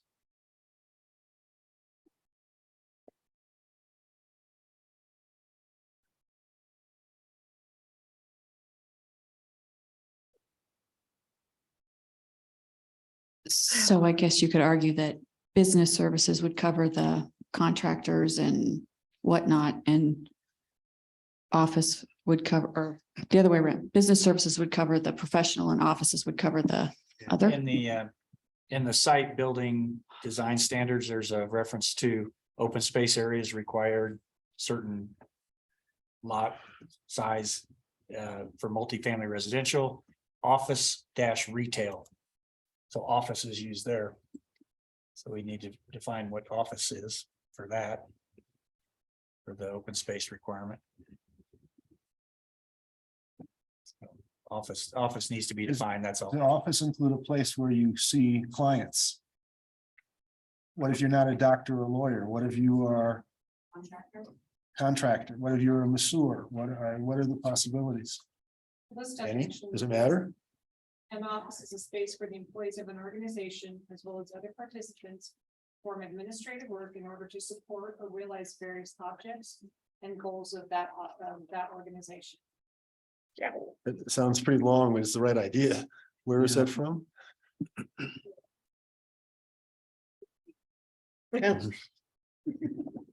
I think my problem with that definition is that it makes it exclusive to for licensed professionals. What there may be other uses, other office uses. I just would hope you could find another definition that I was just popped- less specific. I Let's- just popped one in on screen if you guys want to see it. An establishment engaged in professional, semi-professional, business, government, philanthropic institutions, or client-oriented services. I don't know if that starts to get us in the right direction. That's a lot closer. And with a note, carry a note on this, like about 20 or 30 other definitions. We'll need to have some generic rule about storage in the premises and such, which is, we don't mean a warehouse that has an office in it. So Yeah, I found it. this isn't Offices. central to the office definition, but remember, we've talked about, we've got many places where we'll need to have covered by a provision Yeah. about no storage. General heading, it's not a specific. What about adding this in Services. offices? Office. Let's see. is a permitted use. Offices do not include retail or wholesale activities which require the receiving, stocking, storing, displaying, manufacturing, selling, or renting of merchandise or equipment except where specifically permitted as an accessory use. We could trim that down a little bit, but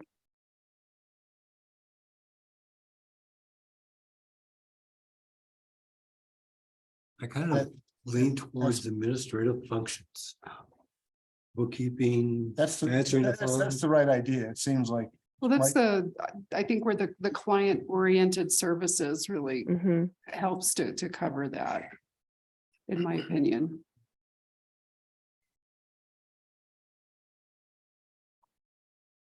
Let's go with this for the moment. is my It does thought. appear to be office in most of the other parts of the documents, so it doesn't need to be Eliminate professional office, that's not the thing. Professional off and just go with office. Just go with office, that's my opinion. Yeah, get rid of professional, Yep, it doesn't appear in the other parts of the document when we reference offices. business. Administrative services.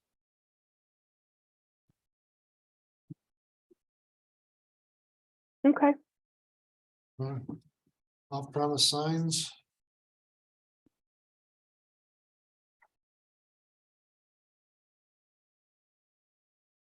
Should be inside an ordinance. Well, Okay, duplicate. We'll double check that. the sign regulations are embedded currently in the zoning code. Right. So it's not separate, and as we do this development code. That definition will have to carry over.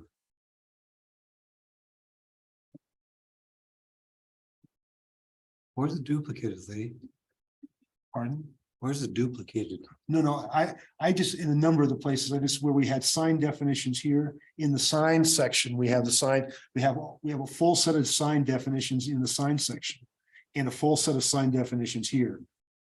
We either, one place or the other needs to let them go. I mean, the logic is the definitions ought to pick them up all here, take them out of the sign section, but it may be less convenient for the reader to do that. Yeah, In this case, for signs, it probably would be beneficial to keep them in the science section. Because they're so different from other ones, it is more convenient, but it creates one of these odd little eccentricities that you try to avoid. So whatever people want to do.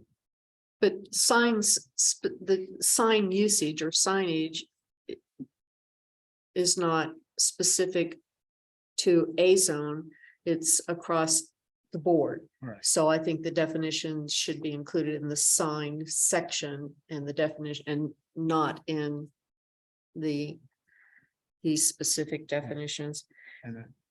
And I said, I don't disagree. I mean, it's Yeah, it's easier for the reader, even though Yeah. it's maybe not fully consistent with the structure. Yeah. We could also argue that maybe subdivision plats are kind of separate on their own. They need their own separate definitions too. Hmm. You might be right. This, we'll take a controversial vote sometime. From the end user perspective, I'm actually comfortable with all of the sign definitions appearing in the definitions section and not in the other part of the regulations associated with them. Mhm. But this is one of those where I would actually like to see it say sign, comma, off premises, Yes. sign, comma, wall, sign, comma, high profile. You know, all of those. So they're all together. Yeah. So they would then be together and you're not hunting and pecking through the various letters to figure out what sign options are out there. I would agree, because if you're not thinking, that one's an off-premise wall and I missed it. High profile versus low profile versus monument Are versus. there, I think there's some sign definitions which don't have, the word sign doesn't go with them, but I'd have to look through it again.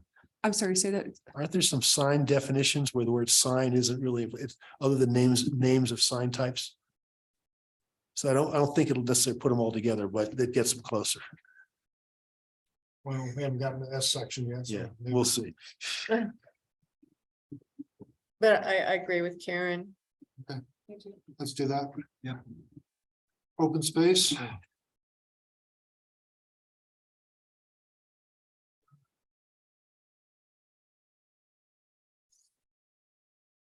They just.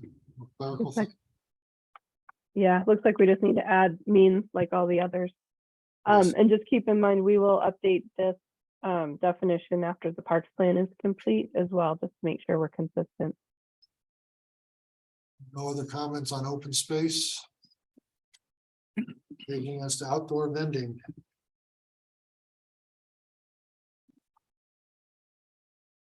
Mary, you had some comments? Yeah, I'm trying to remember what I was thinking when I wrote this. This definition needs clarification. It should be specified that the use is conducted outdoors.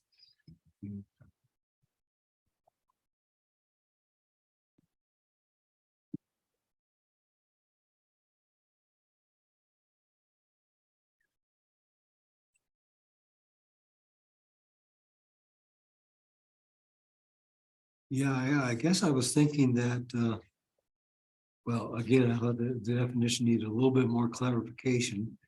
It should be specified that the vending outdoor happens outside. And That's a good point. and is it accessory to a commercial use? If it is, it should be stated as such. Or is it a standalone use? That's true, because it could be a food truck. Well, that's a good point, Carol. Food trucks are typically permitted through a temporary use permit Mhm. on an annual basis. So this is something different. Jen could potentially answer that. But yeah, the food truck definitely lands on the temporary use permit side of things, and I don't know that shows up in our use table. I do not see it. Oh, keep in mind, our use table was probably formed in 1960. This is true. So that's maybe a comment to put relative to that, in your matrix there, Jen, is the question is whether or not that needs to show up in our use table. So now we took kiosk, and we did talk about this under kiosk, and we did make suggestions for it.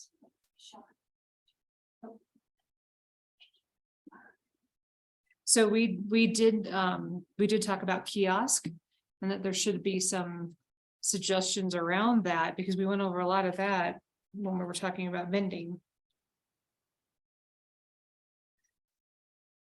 Yeah, and it is showing in our updated use table in chapter 4 as under commercial / office food. There's a bunch of categories, and it is showing as a temporary use permit in that table.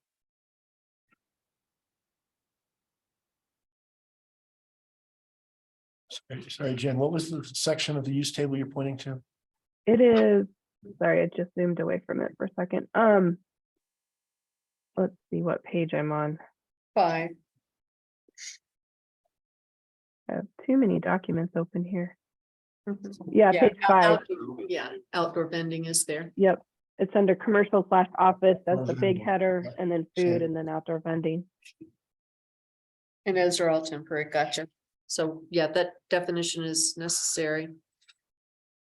Valerie made the point that vending, we don't really need to say vending if we've already got peddling and selling.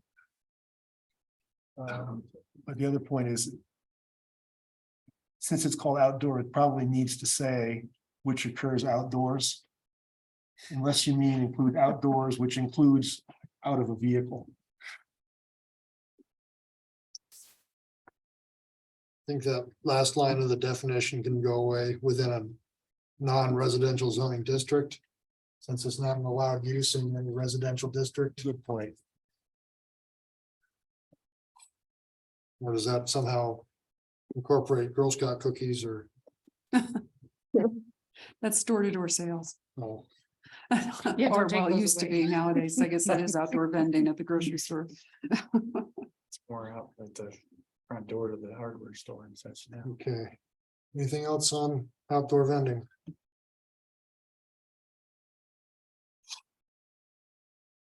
Can I just clarify one thing? We said we wanted to take out peddling and vending. I mean, selling, serving, displaying, offering for sale or giving away, blah, blah, blah, blah, blah, blah, blah. Yeah, it's the word vending to be removed. Okay, Can't define itself. yep, gotcha. And then that within non-residential zoning district, is that necessary? I don't think so. I think we can remove that. Still outdoor vending and it's still prohibited. Okay. Parking facilities, commercial. You didn't have any comments on that? Yeah, we do. One I had was on the next one. Parking facilities, commercial. We have.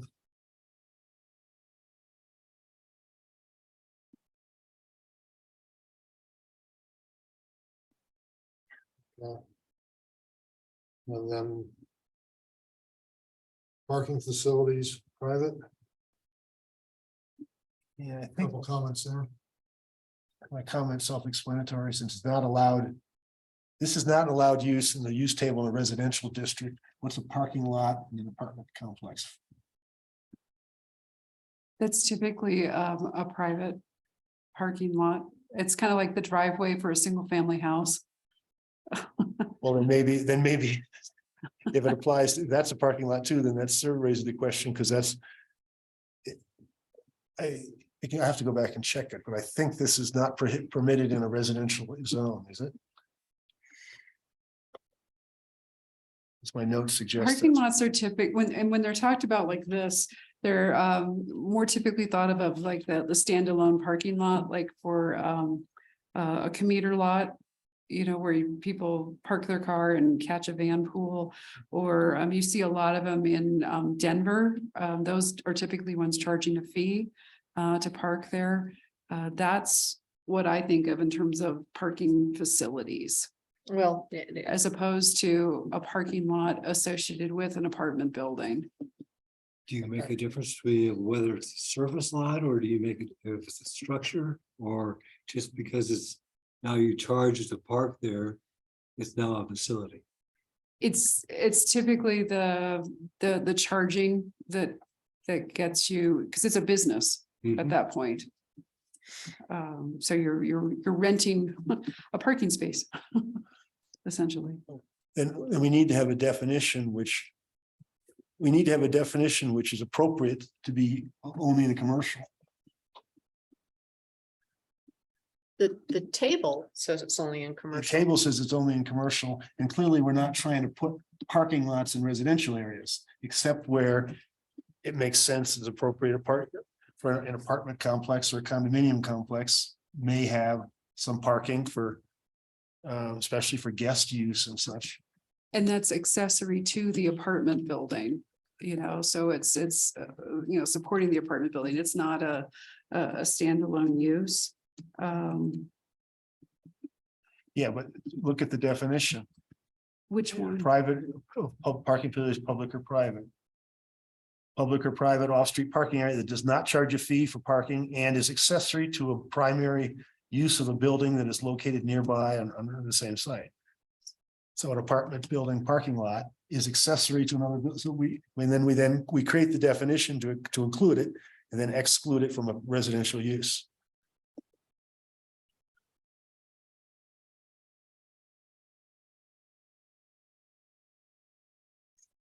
I think we mean, in fact, to exclude parking lots that are accessory uses when the accessory use is a permitted use in the district, like an apartment building. Then we need to exclude it. Or sorry, then we need to include it, otherwise we exclude it. Does that make sense? No. Could we? You don't want this definition to exclude parking next to an apartment building, correct? Which is in a residential zone, multifamily housing. Or is that commercial? No, multifamily housing that's a Residential. residential district. Yeah. I like the idea of trying to fashion it in with the accessory use. Yeah, what we mean is when it's not an accessory use to a permitted use, then you don't want it. You don't want a commercial parking lot in the middle of, In a in the residential. middle of a residential area. But if it's accessory to the permitted use, then that's fine. Your driveway, your extra space on the side of the driveway or the parking lot by the apartment.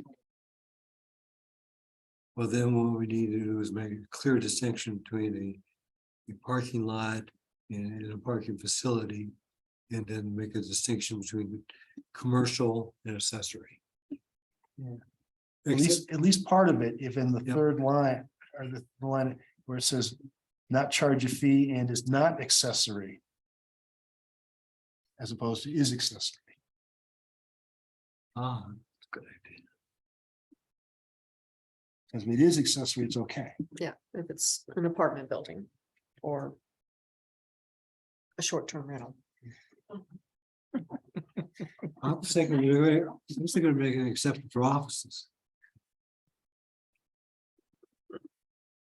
Okay. So Lee, what you're saying is if we just put in Is not it's accessory. not accessory, I think I'm happy with that. Which one are you all looking at? Public or Public. private? Yeah. And you want it to read what? An off-street parking area that does not charge a fee for parking and is not accessory to a primary use. To a primary use or building that is located at the same site. Why do you want A it free to parking not- area that's accessory to an apartment building is okay, because it's. Right, It's So not a it's- separate parking facility. It's part of it. It's an accessory to that building. It's So part of the that sites. the prohibited one is the one that's not accessory. The commercial lot. I don't know that we need this public or private parking facility. Well, that may be, Well, you Cause got what- it. well, it's in the use table. Yeah. Well, I don't even know if we need it in the use table, because on the thinking that you guys are going along, that's just the required parking for the facility or for the building or use. and I'd rather stipulate the commercial parking facility as, you know, a separate, because those would typically be a separate parking lot or garage, typically owned by the city or the town that would charge a fee or have it. It doesn't have to be charged. It can be free as well. I think I would agree with eliminating it from the table and from definitions. I would support that, Okay. I can Let's do do that. that. please. Okay. Bye-bye, public. Okay, what's the parking lot? I was gonna say that we've got you're parking spaces right behind it. But this comes closer to describing a 4-fee parking lot. Or not. And it's already got that it is not accessory. Yeah, Okay, and some of this, keep in mind that not every term here in definitions is gonna show up in the use table. But if it doesn't there, perhaps Jennifer, you can tell us where it does show up. Probably under parking standards and what is a parking Mhm. lot. You know, like what is a, because, you know, and it's also one of those terms at this point that just seems really obvious. It was probably a considerably more novel in 1920. They were called stables. Carriage house.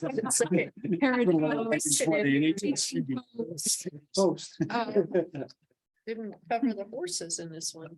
Yeah, so, We had Model Ts to park. Yeah, it's. so the real question, since this is an existing definition, that's not really had any changes to it, parking lot, parking space.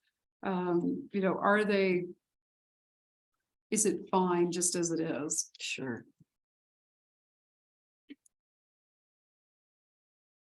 I would think so with the corrections that were mentioned. Well, parking lots appears in the development standards, you know. Parking lot space and aisle dimensions, parking lot access, parking lot landscaping, you know, parking lot. So there's a definition that what we're talking about there is fine. Yeah, the comment I had noted there was that the second sentence, when is one of these done, it's not a sentence. I just said, insert before attractive land used for the temporary, just a parking lot includes.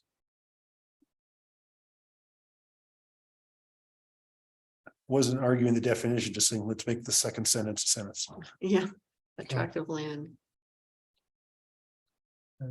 Okay. Parking lot, no comments on parking spaces, takes us to parks. Mary? I just thought that we have both public and private parks. And we, right now, our definition only includes public parks. So I'm thinking that we need to add the word private. We had a project a while ago that was proposing private parks.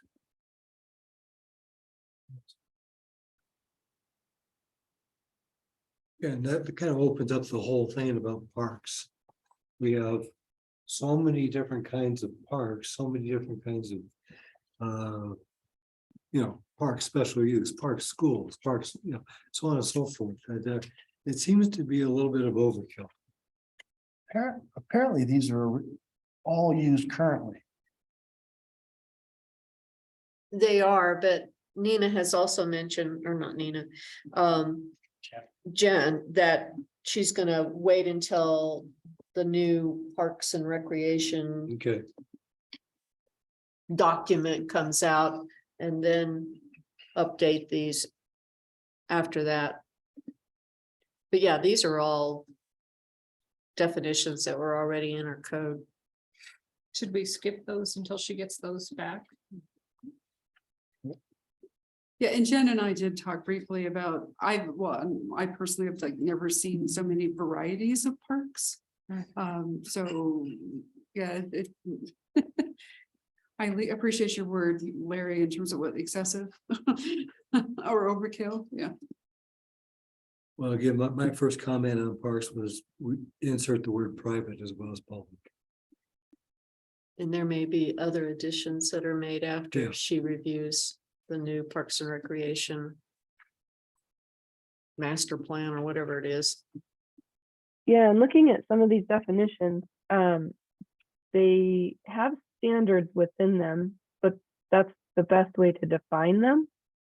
A lot of times what we'll do with community park or neighborhood park, mini park, is we'll actually put those in the subdivision chapter where we're talking about the types of park dedication that's required, instead of having it in the definition section. So that's something we can look at as well once we get the parks plan complete or to a good place.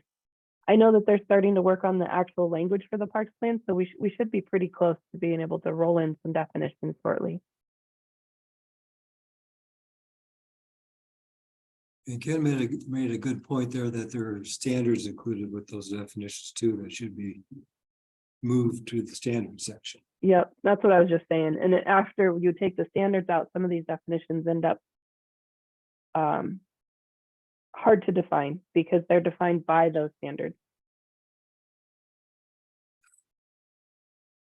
So just something that we probably will want to circle back to. Okay.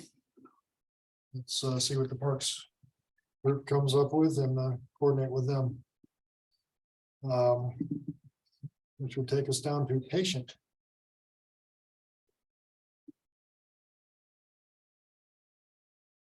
Do we need it? I don't know if we really need this definition, but I'll Is leave that- that up to you guys. Jen, I want to ask, is that a marijuana definition? I'd have to look up that Section in of the the Constitution. Constitution. I don't think so if it's in the Constitution. Why do we have a large section on medical marijuana when we don't allow marijuana? Retail or grow facilities, so on and No, so that forth. was one of our city attorneys who wanted to make sure all We didn't bases want- were covered. We didn't want them sneaking in and then because there wasn't anything. Okay. Do we have a section in the code talk about not allowed? Yes. Okay. So I would recommend removing, excuse me, the word patient, or the definition for patient. To clarify, it's not a marijuana section. Yeah, Okay, part of the reason I dealt with this so much when this was first playing out. These words are just triggering flashbacks to PTSD. the evolution of the medical marijuana and that whole concept of who's a patient, who's a caregiver, and it is that caregiver word that is what's really triggering things. So That's probably why it's there.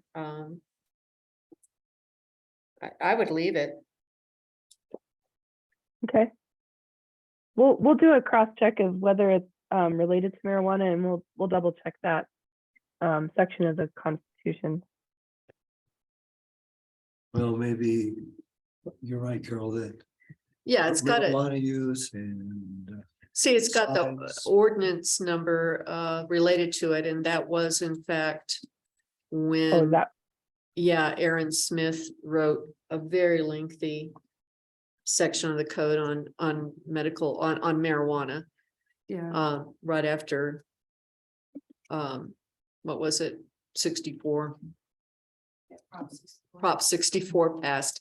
Otherwise, because we're a home rule city, I don't really care about what the statute says, but we do abide by the Constitution and we do have an ordinance. Yeah, that section 14 is medical use of marijuana. okay, so my flashback was legitimate, just Yes. record. Yeah, Uh, yeah, licenses versus prescriptions and. Yeah, Okay, so we keep it. so we is keep that- it. yeah.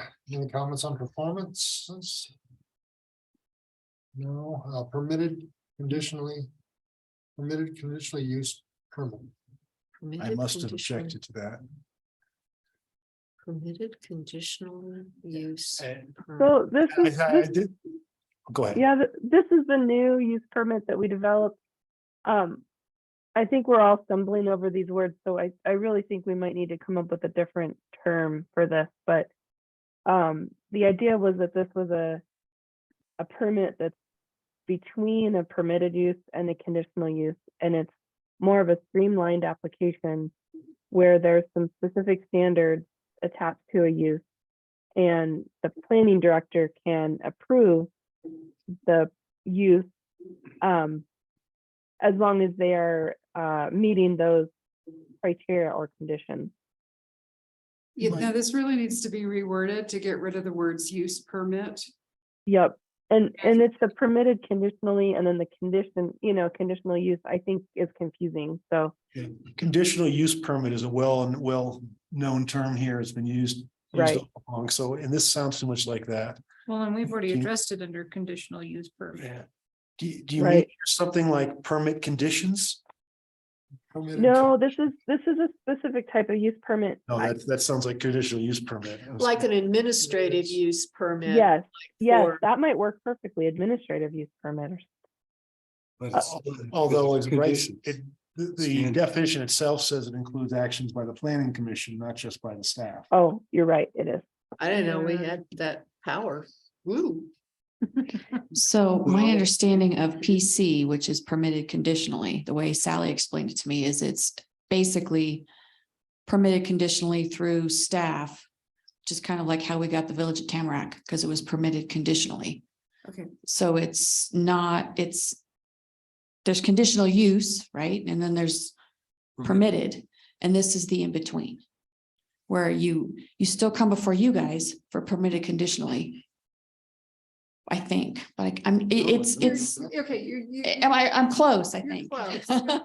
So the language and terminology here is less than optimal, but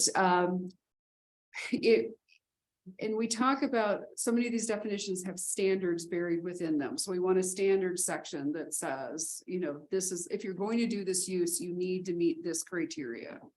And sometimes that can still be flat out just a permitted use, but as part of being able to do that use, you meet that list of standards. And way Woodland Park is this set up right now is that falls into this in-between spot where it's called permitted conditionally. And that's really what it means is you can do this here, but you need to double check these other less than well-identified sections of the code that address criteria around certain things. ADUs is a great example. I believe that's in our current use table, aren't those PC?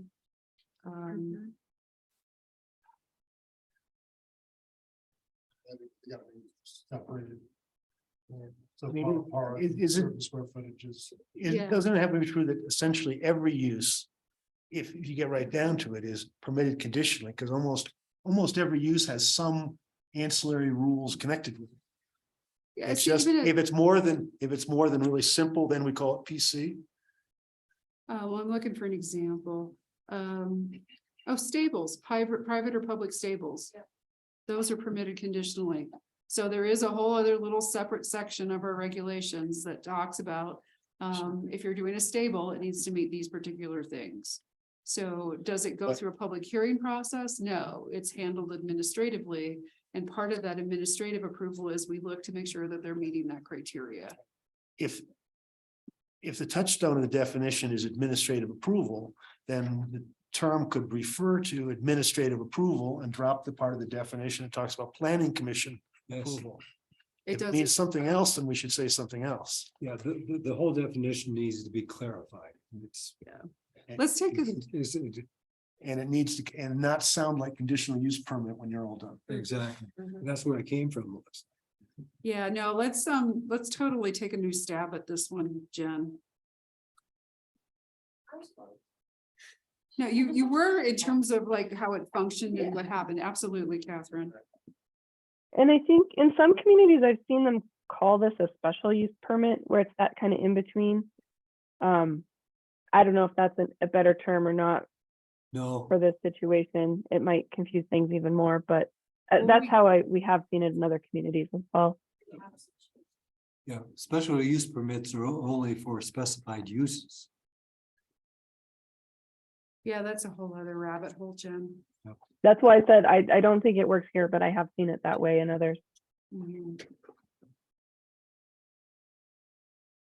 Okay, so I- we're I- gonna, we're gonna take a fresh stab at this one. I think if we have a definition of a use, let's just use the example of private rights or stables. We have definition of that use, and then we have a section dealing with standards for that particular use. That's when it kicks in the requirement of the permitted conditional. There is another kind here, and just asked to see. Well, do you tell me if there's another kind? In connection with a conditional use permit. The planning commission will hear it along the way. We have our thoughts and recommendations. We might recommend you add a. Okay, if X, Y, and Z, we add some conditions. If in fact the city council chooses to adopt either on its adopting what we did or on its own accord. Approve a conditional use permit subject to doing X, Y, and Z. Those are some new, that's real special conditions act. That's not administrative and it's not a conditional use permit. I just pose the question, is it something else that needs to be defined? Say that again. What was it that you're trying to? All right. You go through. you get a Isn't conditional- isn't it an acceptable practice for the city council to say, yes, you can, will give you. Approval for the conditional use in a certain area, only if you do so, it's only required a 6-foot fence, but put a 10-foot fence, then it's okay. Yeah. The city council can make up a rule like that. Is that permitted conditionally? No, that is truly part of a conditional use permit, and those are conditions of approval associated with. Okay, a so conditional so use let's make sure permit. we distinguish that as well too. So that's part of a conditional use permit. Mhm. So you really do mean, This really is an administrative approval with established Standards. criteria that needs to be met. Is kind of what a permitted conditional use is. I was a little confused because several times in the table, we have this permitted conditionally category. Hold on. It's either conditional or it's permitted. So And if it's there's not some- defined, which is why we're here. yeah, And we do have a new section being proposed to address this issue as well. and I'm not particularly comfortable in a lot of those cases with the PC in the table we've had, because as I suggested, almost every use has got conditions attached of some sort or another. To pick out a few to say we've got it, it's like, well, these are a little more than some other ones. That's kind of a hokey use of the term. And Lee, I would answer that concern by saying if it has standards in the standards section of the code. And- I understand it better if we say refers to if there's an administrative approval required. Yes. Another community I worked in, our use table, we had, basically conditional uses, permitted uses, and then prohibited. You know, those were essentially the 3 categories. And then, one of our columns actually would reference the section in the supplementary standards. So if it was riding stables, and then it would have, a supplemental use standard that would cite, go see section 4.2.3. So in the zone district where it was permitted, or a conditional use permit, it would have the appropriate P or C listed. But it also helped direct you to that standard. So there wasn't the weird in-between thing. So even if it was permitted, you still were looking at, oh, I would check this section too for additional information. Yeah, I don't like an in-between permission. I agree with, it's either permitted or it's conditional or it's prohibited. So maybe the part of this takeaway is in the use table, we look at everything that's currently a PC and, especially if we're getting stronger use standards put in place, do these need to be recategorized then as either a conditional use permit or a permitted use? And get rid of the weird in between is kind of what the heads are starting to wiggle. So, So And do exactly what you said, if you want to do a private private stable, then there's going to be a reference to go check the standard for that. that's my thought, Jen. Yeah, I think that's a good way to do it. Yeah, I think this is a great idea, and I was kind of thinking along the same lines here a few minutes ago when you guys were talking that I think the biggest distinction on these permitted conditional uses is that there's a site plan required, whereas in some cases, there might be a use, I'm gonna just say a single family home where it's permitted on a lot, and yeah, you have a building permit, but you don't necessarily come through a planning process. So maybe we just need to make some sort of distinction on the ones that do need to come through the planning process, but it's still a permitted use, and it's just that there would be a site plan application or something that would be associated with that use, such as a stable, to make sure that they're meeting the criteria. Jen, when you say it doesn't go through a planning process, you mean it doesn't go through a public hearing process, right? There are some uses that are just inherently permitted in a particular zone district that don't necessarily come through any, maybe the subdivision spot comes through, but when you build the building, you don't have to come through planning department with a plan, you come through the building department. Yes, you do, because you have to get a zoning development permit. Yeah, here you still come to planning and we sign off on the site plan associated with the building permit. Okay, is there any example of where you wouldn't with any of the uses? Like an office, if it was an office space, that's a bad example. If it's like a change in occupancy or a change in use in a developed site. That That might not come through a zoning certificate. oh, I would think it would as well. So yeah. maybe everything comes through a zoning certificate, which makes this a moot point.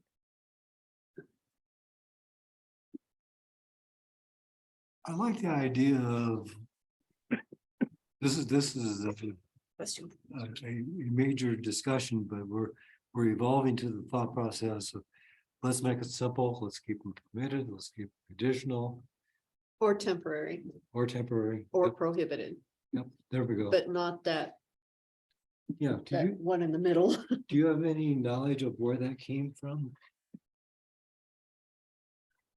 ADUs comes to mind. And ironically, that is actually permitted.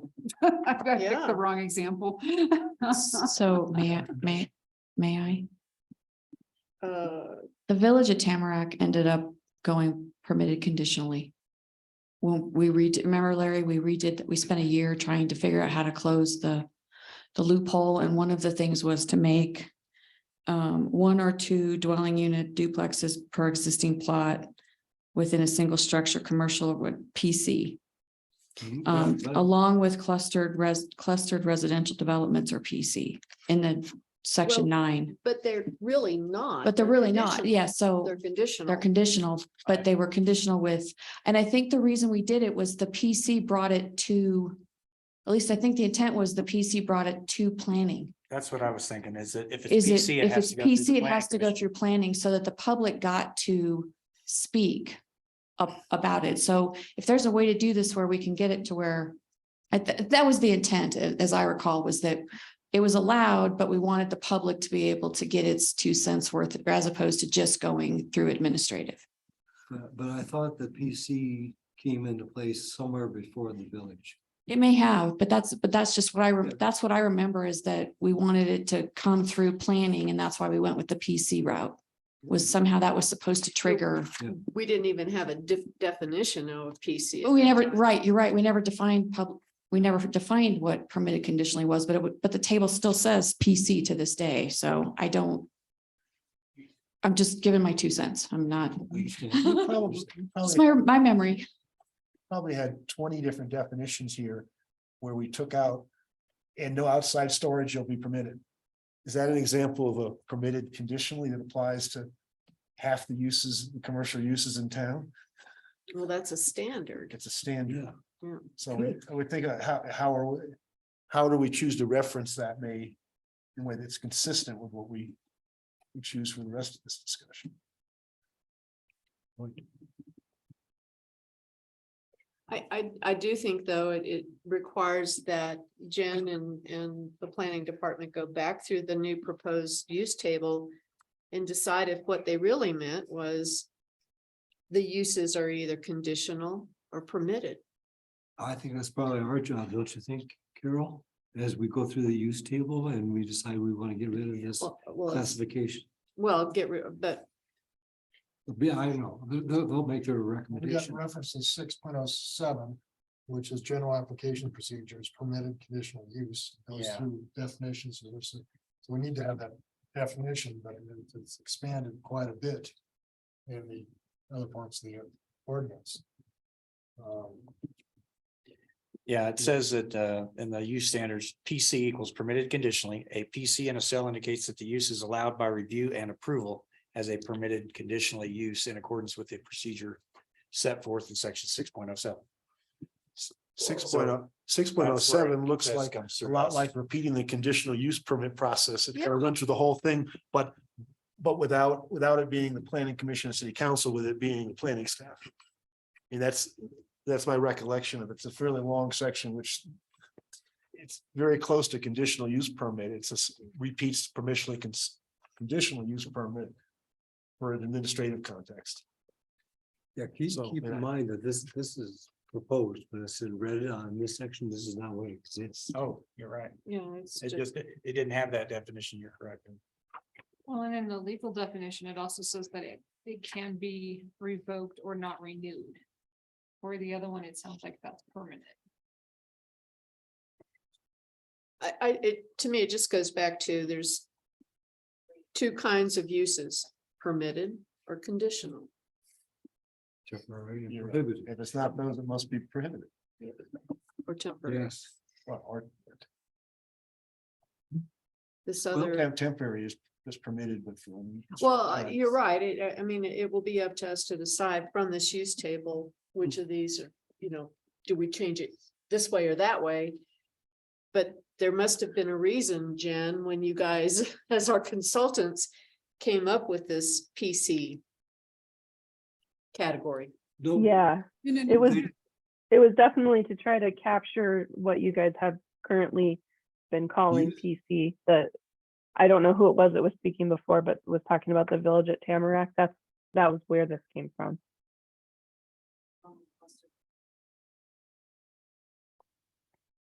Cluster developments were by ordinance were conditional. There is no such thing as PC. I know, I'm looking at the use table. Well, it says PC. Yeah, it does. And No one knows this is a the difference. proposed. No, no, no. No, think it's existing the old- existing ordinance has some PCs in it. Yeah, I remember when we passed that ordinance and it was intended to be conditional. But Cluster development may be closer to a lot of these than we thought, because cluster development's got a bunch of standards that have to be met. So planning commission and city council go through, review all those standards, but if it meets those standards, you're entitled to. it's conditional. It's on a conditional use permit is in the judgment of the city council, is in the best interest of the city. Yeah, Cluster development, it doesn't have that language. I mean, there's a bunch of stuff, so there's some subjectivity in there, but if it meets all those requirements, it's permitted. part of the issue is our existing use table lists PC. And there's no definition for PC. Right. So it's already in the use table. But I wonder if that was because in almost all cases, I think it's in every case, PC is only under a PUD. Most of them are, yeah. So if a PUD got approved back in, 2011. And they want to make a modification to it. Is that what, maybe that's where they came up with the PC, but There's, That's where most of them are, I think. that's where most of them are. You don't put those two together. Yeah, it's true. the bottom line is it's problematic that we have PC in the use table. So we've talked about a couple different strategies here in terms of, do we try to define PC or come up with a slightly different term that's less confusing with conditional use permits? Or do we re-examine those uses to be either a conditional use permit or a permitted use that may or may not have standards associated with them? So those are the kind of the two tracks that we've identified at this point in terms of what to do with this no man's zone that drives us all a little crazy. Yeah, let's get rid of them. That's my gut reaction too. Let's just say they're either permitted or they're conditional. Get rid of this PC thing. Oh, but then we have to change the language. Throughout some of the other, yeah. But it's mostly in the use table where that would get revised. Well, that was my question when I first got on the planning commission. It's like, we have a multifamily development going in a multifamily zone. Why are they here talking to the planning commission to get permission to do multifamily in a multifamily zone? It's because it's permitted conditionally. I'm like, oh, okay. So are we supposed to reject it? Because they're putting something in the zone it's supposed to go in. So Those are that was my first reaction. No, the. Once upon a time. Additional use permit attached to multifamily housing came from, as a result of the project that's been referred to. Yeah. Exactly. That's what it was explained to me. I'm like, The okay. reason it was done was for the reason I referred to earlier. If it's a conditional use, the city council must determine that it's in the best interest of the city to go ahead. Even if it meets all the standards, it still has, there's a Very powerful section. yeah, exactly. Yes. So basically you take PC and just make it C and you're good. Or P. Or P. Yeah. I mean, and And maybe not a blanket determination, but well, case no, by case. Yeah, I'd like to have staff and the consultant come back with a recommendation on what they think we ought to do with this animal. Yeah, Would simplify things for a lot of people. If No, I'm it's permitted totally good. uses or conditional uses. yeah, no, I'm totally good with eliminating it. And I do think that's where between Jen and I, we do need to take a look at that use table and give a recommendation as to which direction we think it should go. And my inclination in terms of guidance on that would be, if it's got conditions associated with it, I would say permitted. If it's a less, or if it's a more intense use, no conditions or even or one that doesn't have conditions or a more intense kind of use, those are the ones that potentially need to be the conditional use permit. Did you mean So- standards? Well, it kind of depends, because some things do have standards and still need a conditional use permit. yeah, the only thing, well, I would ask you to also try to figure out why almost every use in the existing use table is PC under PUD. Well, the way we're We set never up- had a definition of a P or a PC. Yeah, well, under plan unit developments, the way we're set up, when a PUD is established, you're essentially rezoning to a designer zoning district. And at the time that that district is established, the uses that are going to be allowed in that district are set up at that point. So it's intriguing that there's even a PUD column in your use table, quite honestly.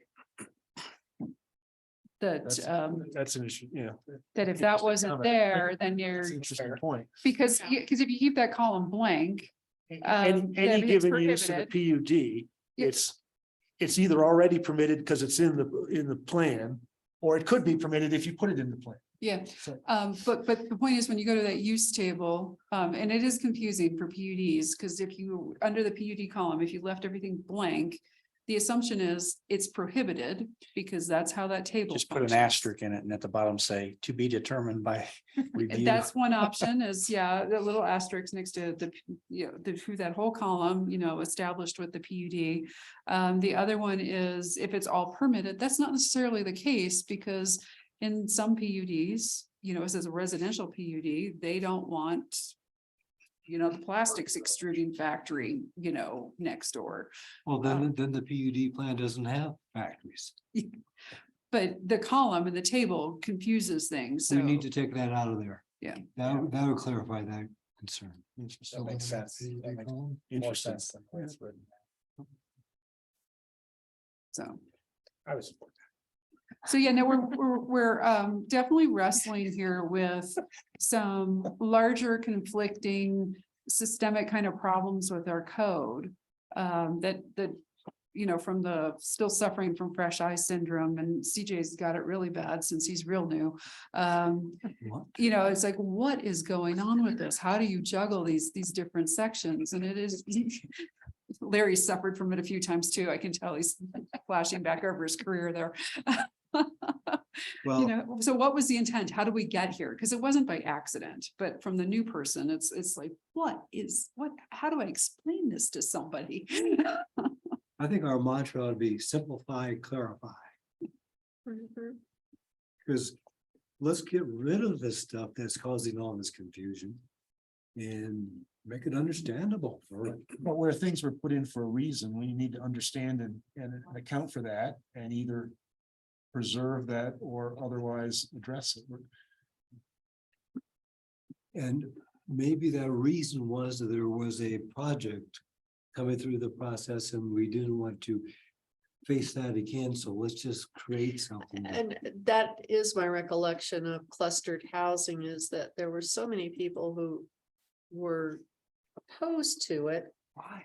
I know. over a beer. But yeah. So, but it ultimately was a conditional use. You know, you just in a residential zone. So it's conditional, it's not. Well, the thing too, and I think Ken just said it a few minutes ago too, you know, that why are there conditional requirements in a manufacturer, in a multifamily zone, you know, that says it's conditional? Shouldn't that all be permitted? But the reason was, We have a one-off that once upon a time. needed to be addressed. Larry, if it helps, there's a legal definition that says the conditional use is not a property right, but rather a zoning tool, and therefore may be taken away by a municipality without compensation to the landowner. And at the same time, and Lee is saying also, there's a section in our existing condition that says they're not always allowed Right, just because they're in the table. right. Yep.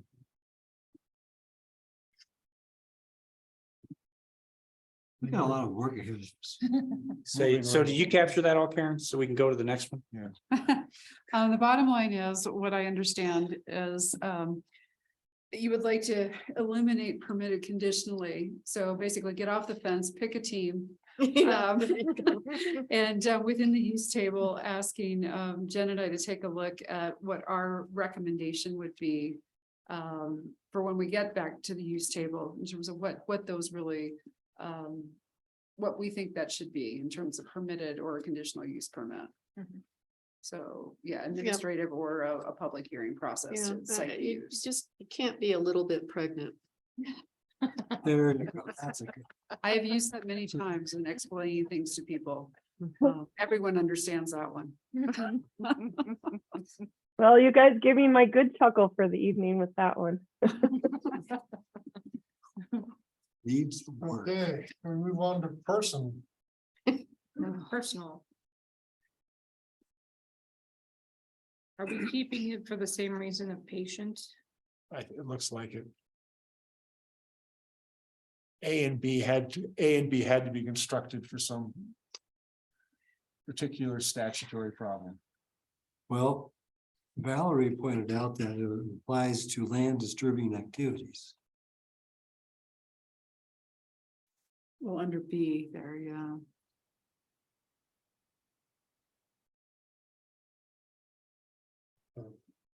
We may need to visit with Nina a little bit more about this one, because it really does seem to center back around the enforcement end of things. The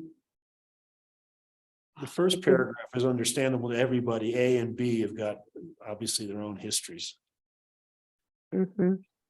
Yeah, and A definitely seems tied to enforcement.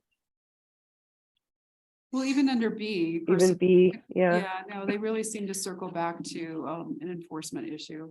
Whatever it was written for, I have no issue with it staying like it is. If we don't change it, we aren't undoing anything that was done before. That's just my personal take at this point. Keep it. There's nothing in there that bothers me what it says. If it's for a specific purpose, leave it there. That'd be my reaction. I think that went back to an individual who kept building a fence across an alley that belonged to the city. You know, way too much stuff. but I appreciate it. It was a dark day and the wind was blowing from the north and it was 27.2 degrees. And Carol, And this guy kept building that fence. that's a good thing. Somebody needs to know. Somebody needs to know. Any other personal services? Couple comments there. Well, there's standards applying in there too, so we need to remove those standards.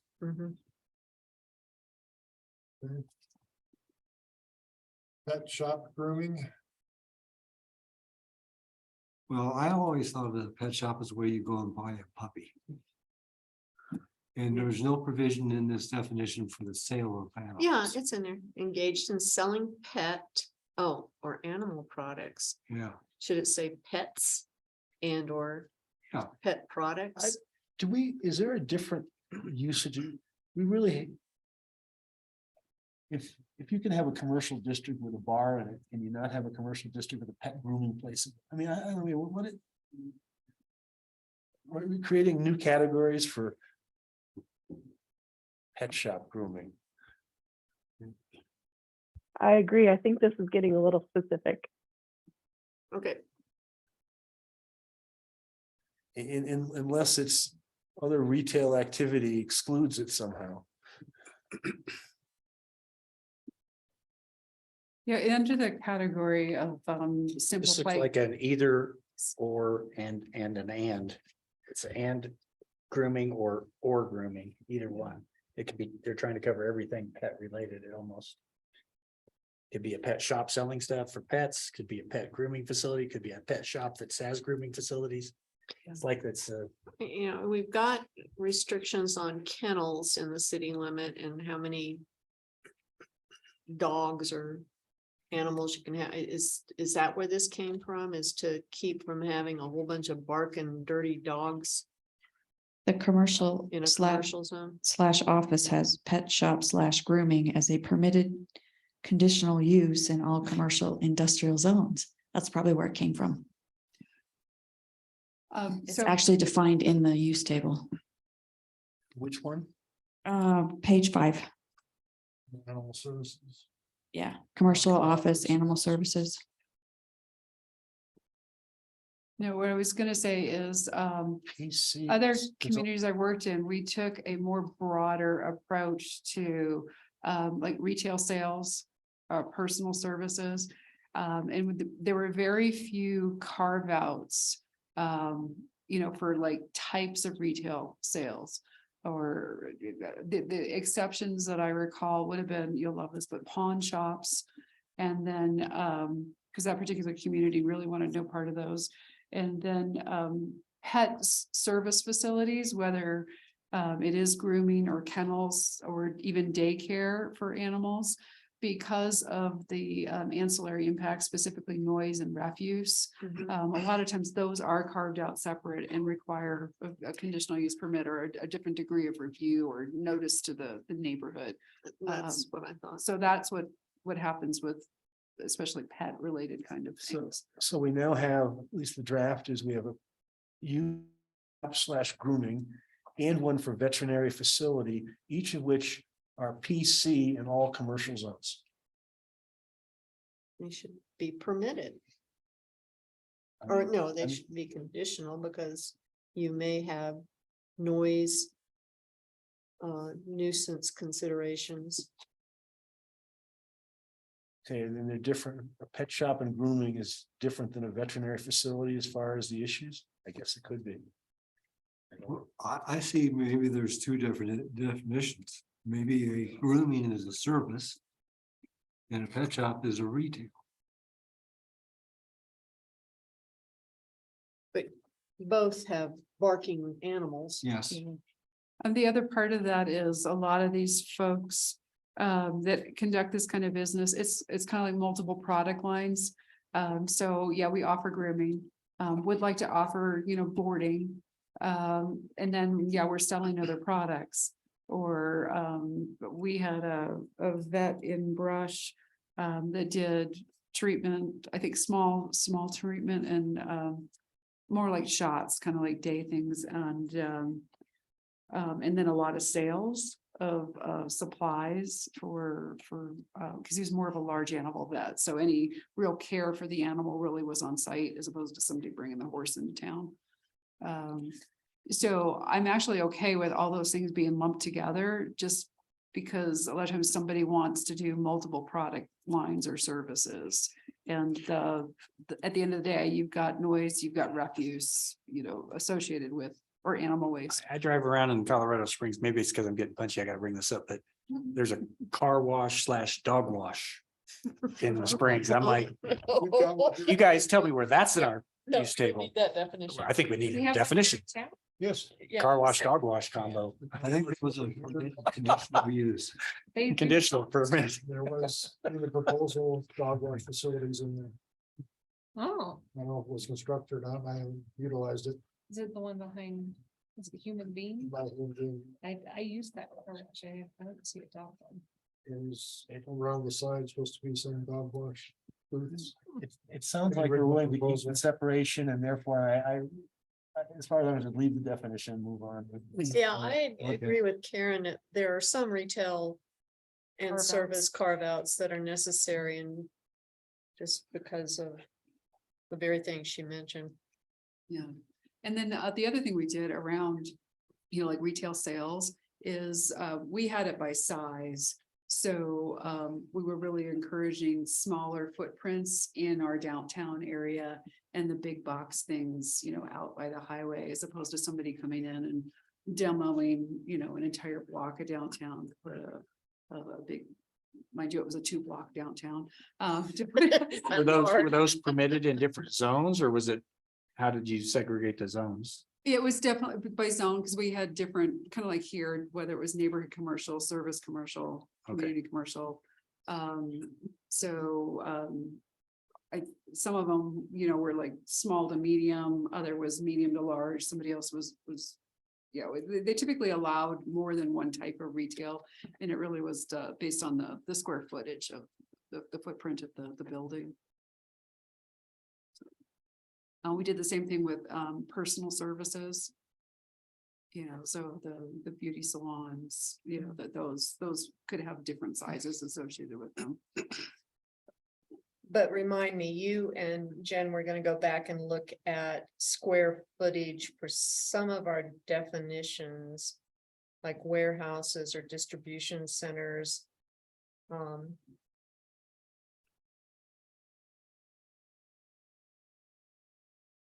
I have to check with notes. Okay.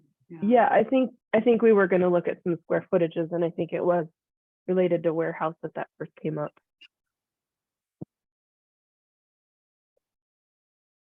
Pharmacy. One comment there. Yeah. If somebody, the question was asking, what is an accessory retail component? I have a simpler suggestion. Delete the second non-sentence entirely. Pharmacy is a place where drugs and medicines are prepared and dispensed. It's still that, if they want to sell Band-Aids on the side, if it's lawful to sell Band-Aids in the zone, they can still do that.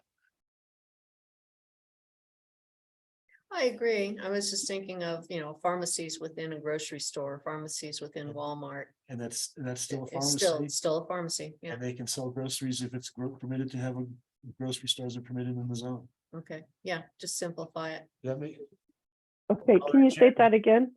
delete may include accessory retail components that pertain to this use. Okay, just delete that last part. Yeah, because I gotta tell you, Jen, I don't know what that means. There's that too. It's gone. No need to worry anymore, Karen. So we have phases of grading, no comments there, planned unit development. What is Extremely high fog indexes. That is kind of a long sentence. It was the original one, so I just didn't mess with it. Yeah, I let it alone too. okay? Some minor comments there. I just noted where it says, in accordance with these regulations, it's this code. That would be throughout the document. Exactly. I noted it a few other places anyways. Did you get that, Jen? Yeah, yep. Noted. Takes us through plats. We have next. Playgrounds. Lee, you got a comment there? What was it? Let's see. Playground Playground should should be be, singular. oh, yeah.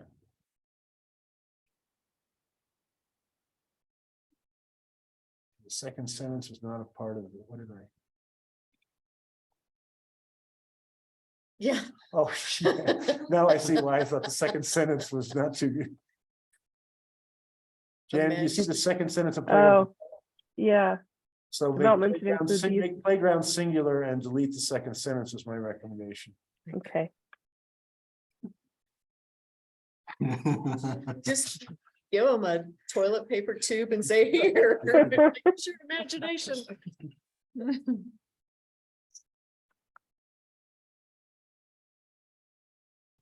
Take us down to primary drainage plan, primary landscape plan, no comments, primary caregiver. That's the medical marijuana. Yeah. definition. Yeah. Leave it alone then. Okay. Moving on. Parochial schools, private, no comments there. Private park, recreational facilities, couple comments. Yeah, it comes back to my statement a while ago where recreation facilities, parks were all kind of, you know, commingled and Park dash the whole private. thing needed to be. We do bring up an Clarify. interesting point here that the public parks were all defined in that other section and this one's stuck down under private instead up in parks. You're right. You know, it was This probably should be where it should go. Park, comma private, parks as recreation facilities, comma, private. private, yeah. So, Just to make a distinction between the two. well, just so it goes. So it goes up with the rest of the park Yep, definitions. that works. Yeah, and this appears to refer to something like an amusement park or you know, Wally World or whatever. This is not someone's, It's got homeowners Park. association parks. There's- oh, is it? Well, it's either Wally World or the homeowners association private park, like you think of a park with playground. It's But a you're weird right, it definition could be to a- string that stuff together. Large commercial enterprise. There's a Yeah, Let's be careful where we authorize it. yeah, park like she's talking about defined elsewhere in this, right? like Amusement park. amusement park. It is. I think it's somewhere else. Okay. Oh, so this is like a homeowners association carved out a piece of property for, okay. Yeah, I think I saw the other one somewhere else. Well, it says owned and operated as a commercial venture or, okay. Yeah, it's, when we see this finally used someplace, we should probably just take a note on it. Keep involved, keep looking at this one used as a commercial venture. We're not authorizing amusement parks In in residential. residential zones. There's Well, do we have something called recreational facilities too? tennis courts, golf courses. And then In the Rs. The next page, recreational facilities. Yeah, That's Well, maybe the distinction is between, you know. Use, recreational use that's commercial. and we do have, Nature. they have, Jen and her team have got that definition later in this document. So maybe it should be taken out of this definition. Yep. The commercial venture is simply something owned and is privately owned. And operated. For So the this benefit. one would, yeah, take out commercial venture and this would be more of an delete it. HOA or nonprofit. Yes.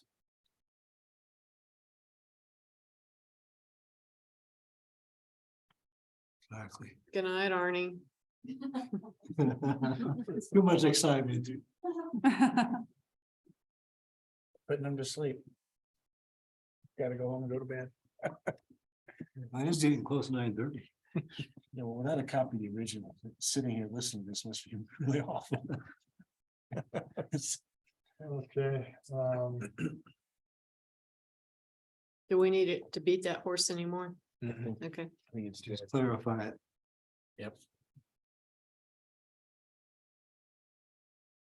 Couple comments on parochial schools. That all should all fall under the definition of schools, just like we were talking about private School. dash Public. parochial. schools. Ought to be a part of a school definition. Yes, you're right.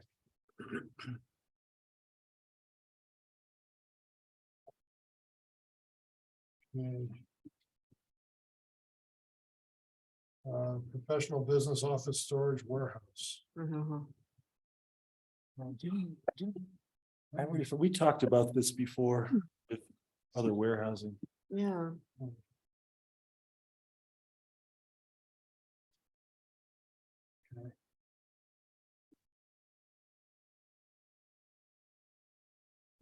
Jen should have notes on where we came out.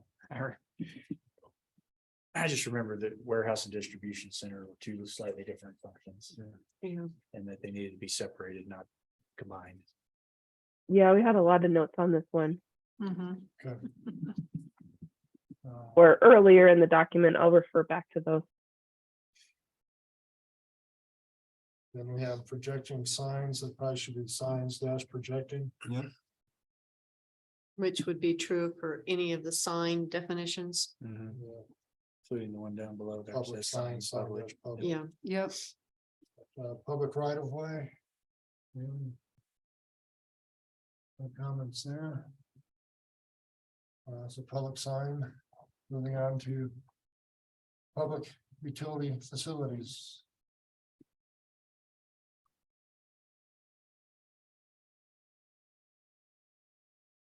I think we need to be very all inclusive on that. We talk about city utilities, we talk about various other utility providers, gas, electricity, cable. Or am I dating myself? I say cable. No, we do have a cable company in town. We just need to make sure that we have all those things included, just be all inclusive. Are we segregating out private utility facilities anywhere?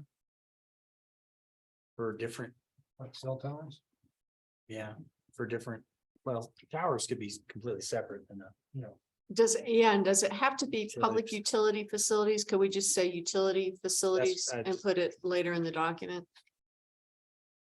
Yeah, that is there. Isn't it?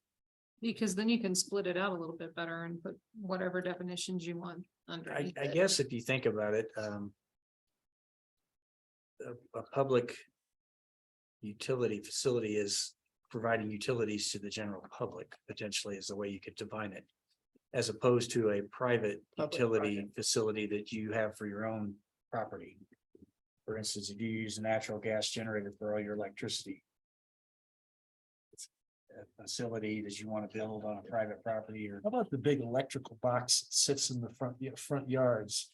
Is that a public utility facility? No, it's Yeah. not separately. Well, I note the public utility facilities are are PC in all residential zones. And C condition, so permitted condition, or whatever that means, but C in commercial zones. Well, in my neighborhood, it's actually in the county, not in the city. There's a pump station for the sewer system. Or for the water, to boost the water pressure. It's not actually in the city, however, but it's on the street right next to it. So that would be a public utility item. Built for public, providing the public with utility services. I think that's what they're referring to here, just from my. We leave it as public Short time. utility and just expand the definition to include a broader range. Yeah, When we get to the use table, we'll look at the PC.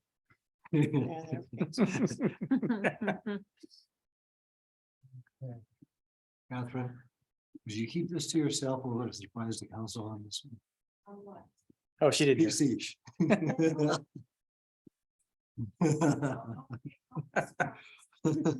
Councilmember Case I is think the city also council attending waits till our release of our videos of these meetings and they all sit around and watch all of them. I don't think they miss one. Yeah. Oh, hi, Kelly. Yeah, well. Hi, Kelly. You guys need to get a line. Public notice. Published public notice, no. Notes on that, so that gets us to the Ps. Actually, under published public notice, get rid of one time. Please. Oh, yeah.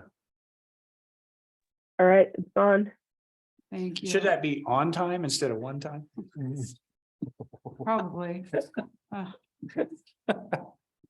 Well, doesn't Means public, publication on time in the official city newspaper yeah. prior to the meeting. isn't there public notice? some Sorry, more? Karen.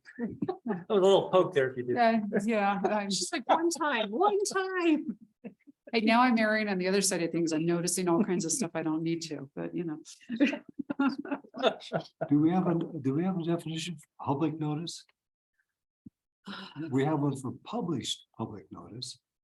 But there's other kinds of public notice. There's, mailings, there's advertisements in the paper, there's don't- posting. Actually, I'm sorry, go ahead, Carol. Oh, I started to say there is a we changed this in the charter, as a matter of fact. About public notice of certain issues. Mhm. And the charter change was allowing us to simply put the name of an ordinance in and then refer them to the website, but it was tied to the official city newspaper, believe it or not, it still says newspaper. And it only has to be published one time. Mhm. So I think that's where it came from. Well, I was gonna say, under notice requirements, I've typically seen that in a section under administration. Where we talk about what constitutes that notice, that's where you get into the area requirements. How many days in advance of a hearing when things get noticed or mailed out. Or published in the paper or mailed out, or when the sign gets posted. So that's where I'm used to seeing in more depth, the details and specifics about how notice is accomplished. Yeah, I think, unfortunately, I think it's in our charter, which is not a good place for it to be. Well, and that's, I know what you're talking about because the items that come before you all do get put in the paper, and the stuff that goes to city council because of that charter change. They've got it set up where the city's website is the official place for notification of upcoming hearings. But it has to be referenced in the official newspaper, and the official newspaper is only voted, the decision, and you probably remember this, Catherine, is once a year, they establish what the official newspaper is. It's always been the Courier. I always wished it would be the Mountain Jackpot, just for something different, but because that's considered. And not of general circulation. I think Right, that's the key right. phrase. But I think Yeah. that's where that one time. There's only a requirement for it to be published in the official newspaper one time before the event occurs. I'm just, my thought was, do we need the word published, and we start looking at what's the definition of a public notice? And Because- then we include those other tools that we use to notify the public. For this one, because it does specifically reference the newspaper, it probably should still say published, but the concept of public notice, like I said, happens in multiple ways. Which would be, like I said, publication in the paper, posting of a sign on the subject property, and then notice or notifications that get mailed out to adjacent property owners. Those all are considered notice tools. So, but this definition, since it specifically goes to the newspaper, that's where the published public notice, I But think, that is valid. definition, this definition now, we don't have a city newspaper. Yes, we do. I thought we did that all through the No. city. The city selects their newspaper every year. What the official newspaper is gonna be. And do we make public notice Yes, in the newspaper? yes, Okay. yeah, we do. Yeah. By charter requirement. But instead of, used to be the whole ordinance or the whole. Whatever was gonna be considered by the city council got published in the Oh, paper. okay. The That's what- charter change negated that requirement. Now it's just a reference to go to the city's website to read the entire thing, because it was costing the city, I don't know, by the word or by Well, that makes a whole lot of sense, By the inch. Column inch. inch. but there ought to be maybe, no, I read these in the paper too. And it just refers me to that, but it doesn't tell me what it's about at all. No, it doesn't. And- But at any rate, the The- point being, there is an official city newspaper and it's selected every year. And it has to be a newspaper that is in circulation. So this definition, except for the one time, is probably okay. Well, but No, the requirement for one time is a requirement in the charter. Oh, Yeah. okay. bless you. Thank you. No, it's just, yeah, she's right. It's just saying it has to be published at least once. Before. We have requirements for multiple publications, Karen? For any particular action? Not that's coming to mind. I still think the original comment somebody made, you take out one time is fine. With that Karen's request. Yeah, that, It can go away. Yeah. 9:32, we reached into some of these R values. I'm out. Not enough. Yeah, no. Well, Ours are long. We'll There's never make it there's a through. long section on ours. No, Okay. you want to save them, huh? Started ours next time. Is that what you're saying? I'll bring, I'm willing to stick around, go through some of them if you want, get through part of them, so we don't have so many the next time, but. Jen, do we have, or where are we? Do we have about 25% of the definitions left? Sorry, guys, I'm struggling and having coughing attacks over on my side here. One, and we're, goes to Page page 29, 41. you gotta go to 41, so. That's a few more pages. Well, would get us the order of the 12 more report. pages. 12 more pages. Huh? I'll finish. I will. Let's be honest, So we're I'm about getting to diminishing 65% returns. down, Yeah. 67%. I think we try to get through the bottom of page 29. Okay, All right. Let's go for it. Would take us to recreational park trailer. But we're up to radio, television, broadcasting station. Don't see any comments. Ranch style archway. Don't see any comments. I don't know why we use that. Do we need it? Oh, it's the, Typical ranch entry of the drive lane through the property. I think that, it's the. I think it's in your sign code or yeah, what Jen was saying is, I think it comes from signs.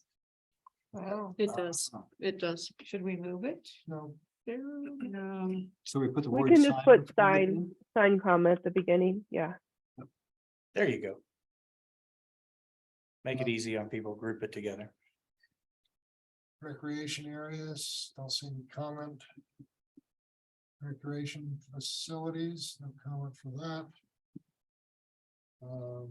Recreational entertainment. Making this easy. Recreational entertainment outdoor, don't see any comments. Again, that kind of comes back to the whole thing with parks that we were talking about earlier. And there was some things that were in both places that didn't really talk whether it's. Well, is this one, public, yeah, is this one commercial? Okay. Is that what would differentiate it from the Parks and Recreation's new plan? So do we introduce the word commercial? We took it out of the definition of a private park that's owned privately. We took out the reference to commercial outdoor recreational facilities, so I think here we should distinguish it by saying commercial That sounds right to me. means a outdoor commercial facility. From a planning perspective, so we care if we're collecting money or just. We're not. Only if there's different standards for an HOA's private park versus back to Wally World or. And the other discussion we had last time was talking about things like batting and driving driving ranges. Should that be included in this definition? Good idea.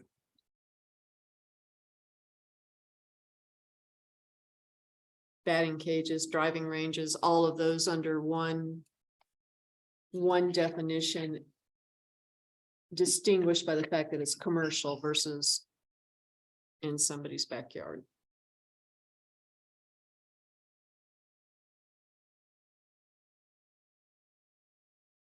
Think so.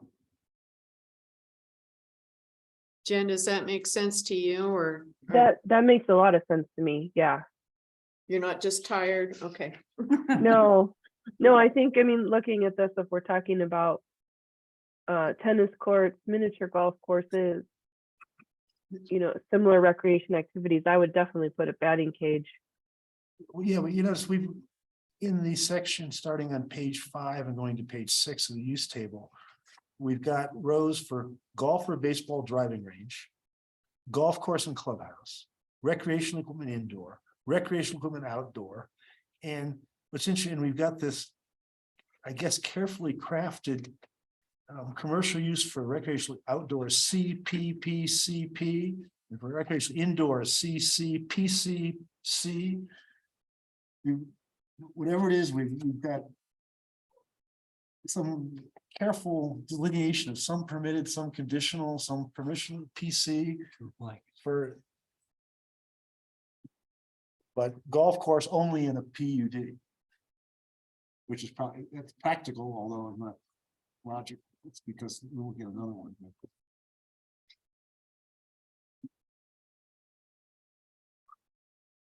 I guess. I think Carol's right, the commercial is the right term to go in, both the recreational equipment ones. But when we actually get on the use table here, we may decide to go simplify these somehow. Mhm. The recreational entertainment, that's one you said? Yeah. You said something other than. Said recreational equipment. Oh, I'm sorry. Entertainment. Entertainment. I'm Yeah, I sorry. think the recreational entertainment referencing commercial is fully adequate. Both indoor and outdoor. Yeah, then back up to the definition right before that, recreation, entertainment, indoor. That Mhm, should be commercial as well. mhm. What's our use table say while you're there, Lee? Yeah. On which ones? Recreational entertainment indoor. They're all in And- commercial. C, PC, and C, but not allowed in the heavy service commercial. That's for indoor. For outdoor, it's, Residential. it's conditional in the neighborhood commercial, permitted in CC and SC, conditional in CBD, and permitted in HSC. And also permitted in residential zones. Oh, you're right. Yeah, that- Residential zones. Yeah, I don't think that's correct. Well, then the commercial reference is probably. I mean, what we have issues with STRs. You can't even spot them. Put an arcade in somebody's neighborhood, it's gonna be a problem. Yeah. Yeah, I'm surprised in this draft use table, you've got recreational entertainment outdoor permitted in residential. That's. Maybe I'm missing something. Does that go back to the HOA? Set aside for a park? Tennis courts. I can see park, tennis Recreation courts being both a grounds. park and indoor, outdoor. Well, and then, I'm sorry, Catherine. I was gonna say, part of where we're struggling goes back to where you guys started on this, which was the concept of commercial versus parks, which tend to be more open to the public. Mhm. And granted, commercial's open to the public, but it's an enterprise. There's a fee associated with it. Because you can see a tennis court in a municipal park. And then there's also sometimes tennis clubs, that have courts and other facilities that people. I choose to think, be yeah, but the members of. tennis club, commercial tennis club, we're probably not gonna have in a residential area. Would it be Same. safe to say I've charge? seen them. Yeah, you see. Well, that's the There commercial. was many but neighborhoods to if- get to if- the clubhouse at a golf course. If it is, it's gonna be PUD or something. Yeah, I'm second guessing this, but I'm assuming that. We did not intend to have. A use or permitted use for. Outdoor entertainment. Based on this definition in the residential section. This is a new definition. So what was the previous definition? It was amusement, recreational and entertainment activities. But it's easy to see somebody could put tennis courts in a neighborhood. I mean, Which was my point my about neighborhood, parks there's- versus a commercial enterprise. Yeah. So, If it's commercial, it's not. If I want to put a tennis court in my backyard, I assume that's probably or even just okay. a subdivision saying we're gonna put tennis courts and a basketball court in the park or, Mhm. you know, it's kind of, That goes back to the definition we had. it's that- like parks should cover that most likely. Well, That's my hope. but our, Recreation areas cover that. yeah, our discussion about 45 minutes ago about HOAs having their own parks or set asides, that's one thing. But this definition lends itself to commercial. commercial. I agree. Both So, indoor or Recreation outdoor. areas is fine, recreation facilities is fine, recreational entertainment indoor or recreational entertainment outdoor is most likely, I believe, presumed to be commercial. Well, if And we should define it as such. Define it as that, leave it that, because we covered it with the other two. Recreation areas is just a tennis court. So. And if we can. Get the use table to agree with this intent, I think it's fine as well. Recreation park trail. Going on, anybody? Larry's comments. Well. Yeah, no 180 days.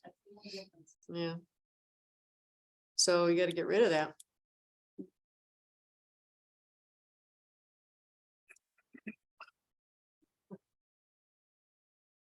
Jen, did you catch that? Yeah, so we need to remove the no more than 180 days. Yeah, I'm not certain what the ordinance the city council passed that basically permits, They basically went back to the original ordinance. yeah. So they undid the 180 days. So they went back to what the original one was. Well, we will comply with the city council does. It's the law. They set the law. We just We just, volunteer suggestions. Do we need to modify it? I mean, is it recreational camping or seasonal use? Appears to be permanent. That's, residency. the rest of this matches the code as written. The 18.06.405.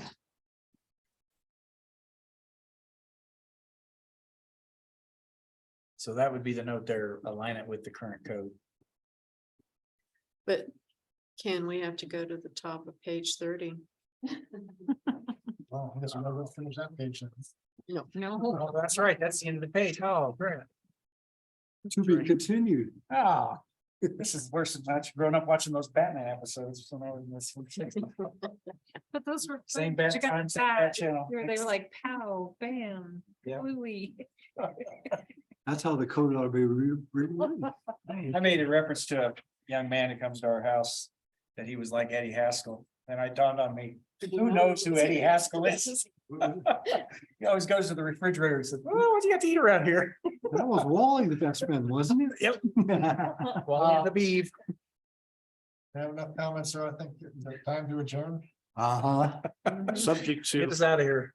Take us if we home. have anything from, Yeah, anything from our staff? 15 minutes ago. Karen, any reports or wisdom to share with us tonight? Anything to say about a plan of development for the DDA? I've not seen anything, that's, in talking with our city attorney, and trying to contact the folks working on all that, really trying to push them to get something into my office way sooner rather than later, to have that on your April 13th agenda. In addition to a public hearing item. Could I ask when you send it along that you include a reference to whatever the statutory source of this thing is? Okay. Your notes, you'd said something about coverage of statute. Could, if you reference where we need to look, that would be. It's part of the DDA's provisions, in Colorado revised statute. If you look, up for, Downtown Development Authority, it's buried in that section. My other computer. In terms of, Okay. but yeah, I'll find the site for you. This is more powerful. So- It's got that county line. Any other comments from the commission? No. Nope. It's 9:46, we're adjourned.